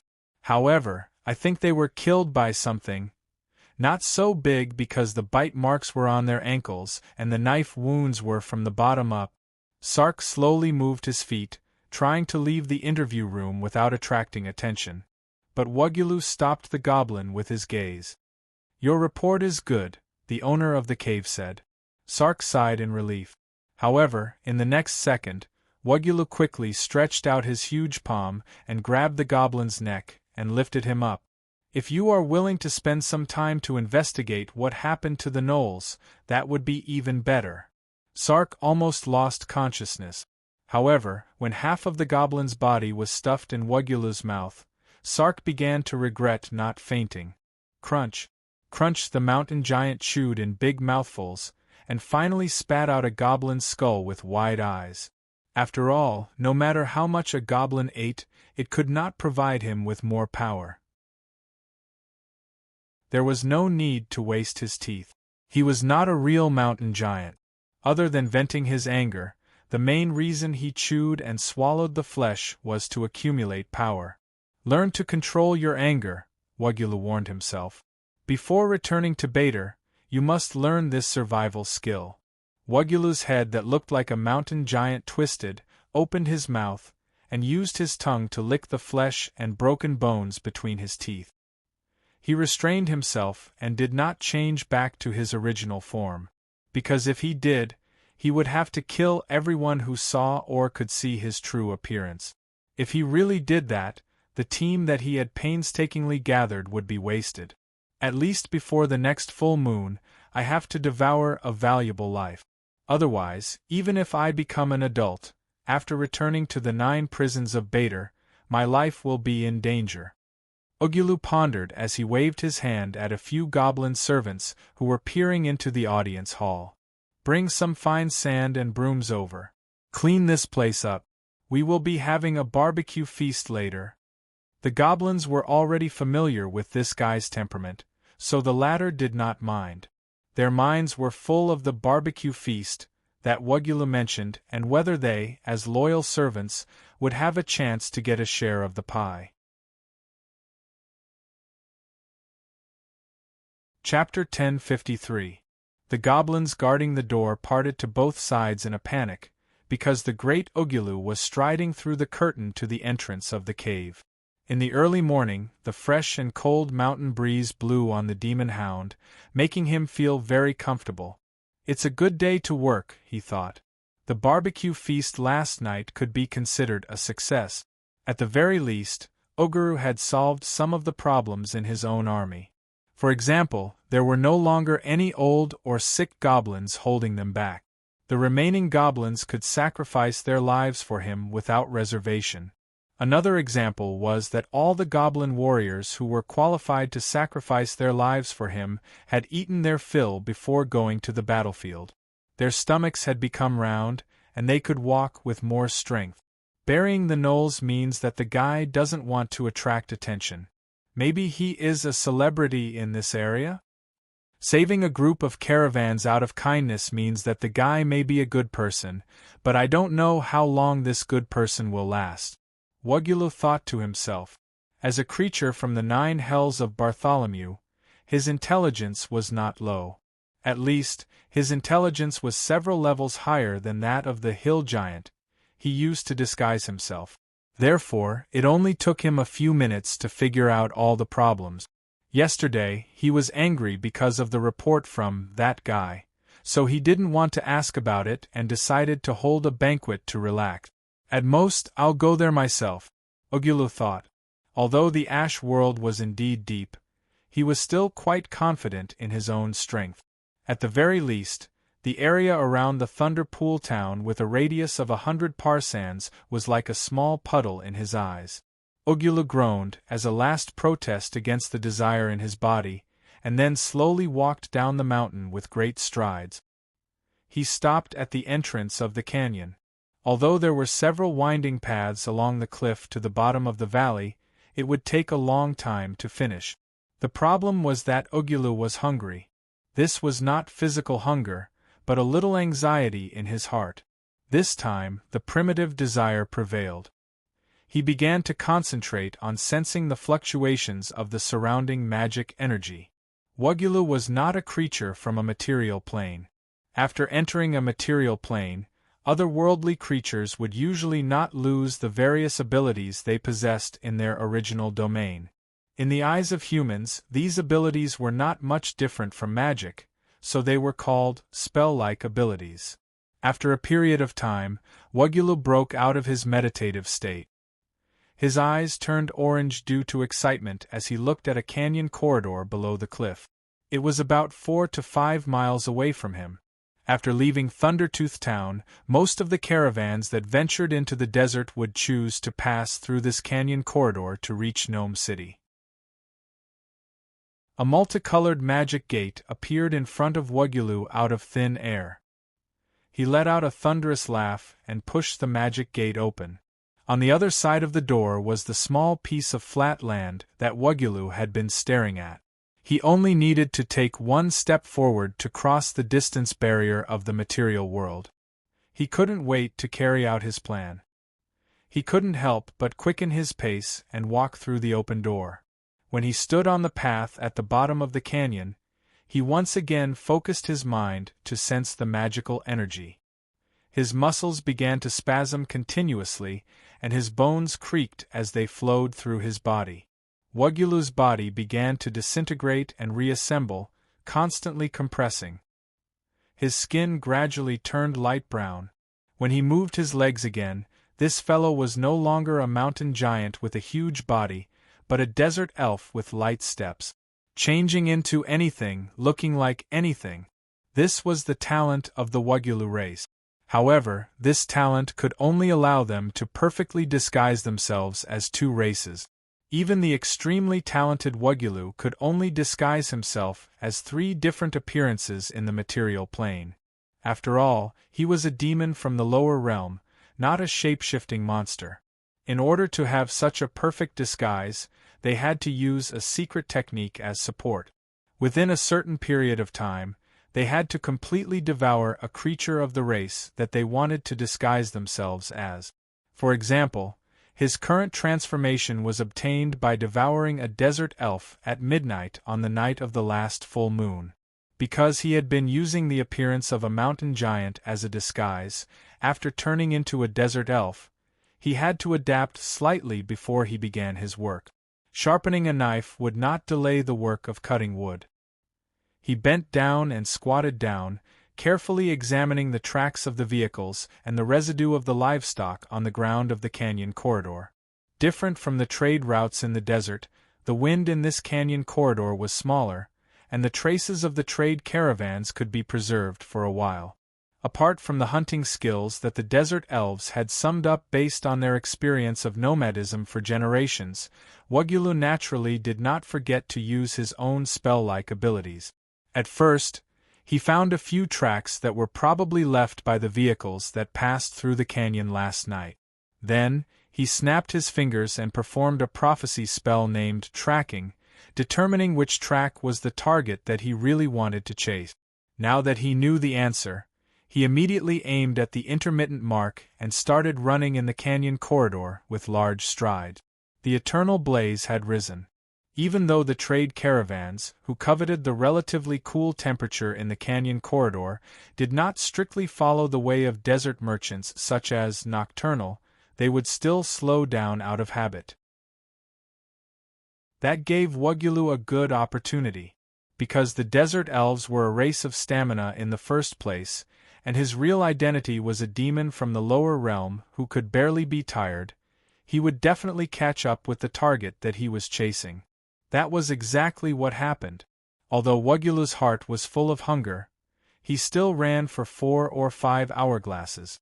By the time the eternal blaze was hanging high in the sky, he saw the target that the tracks led to.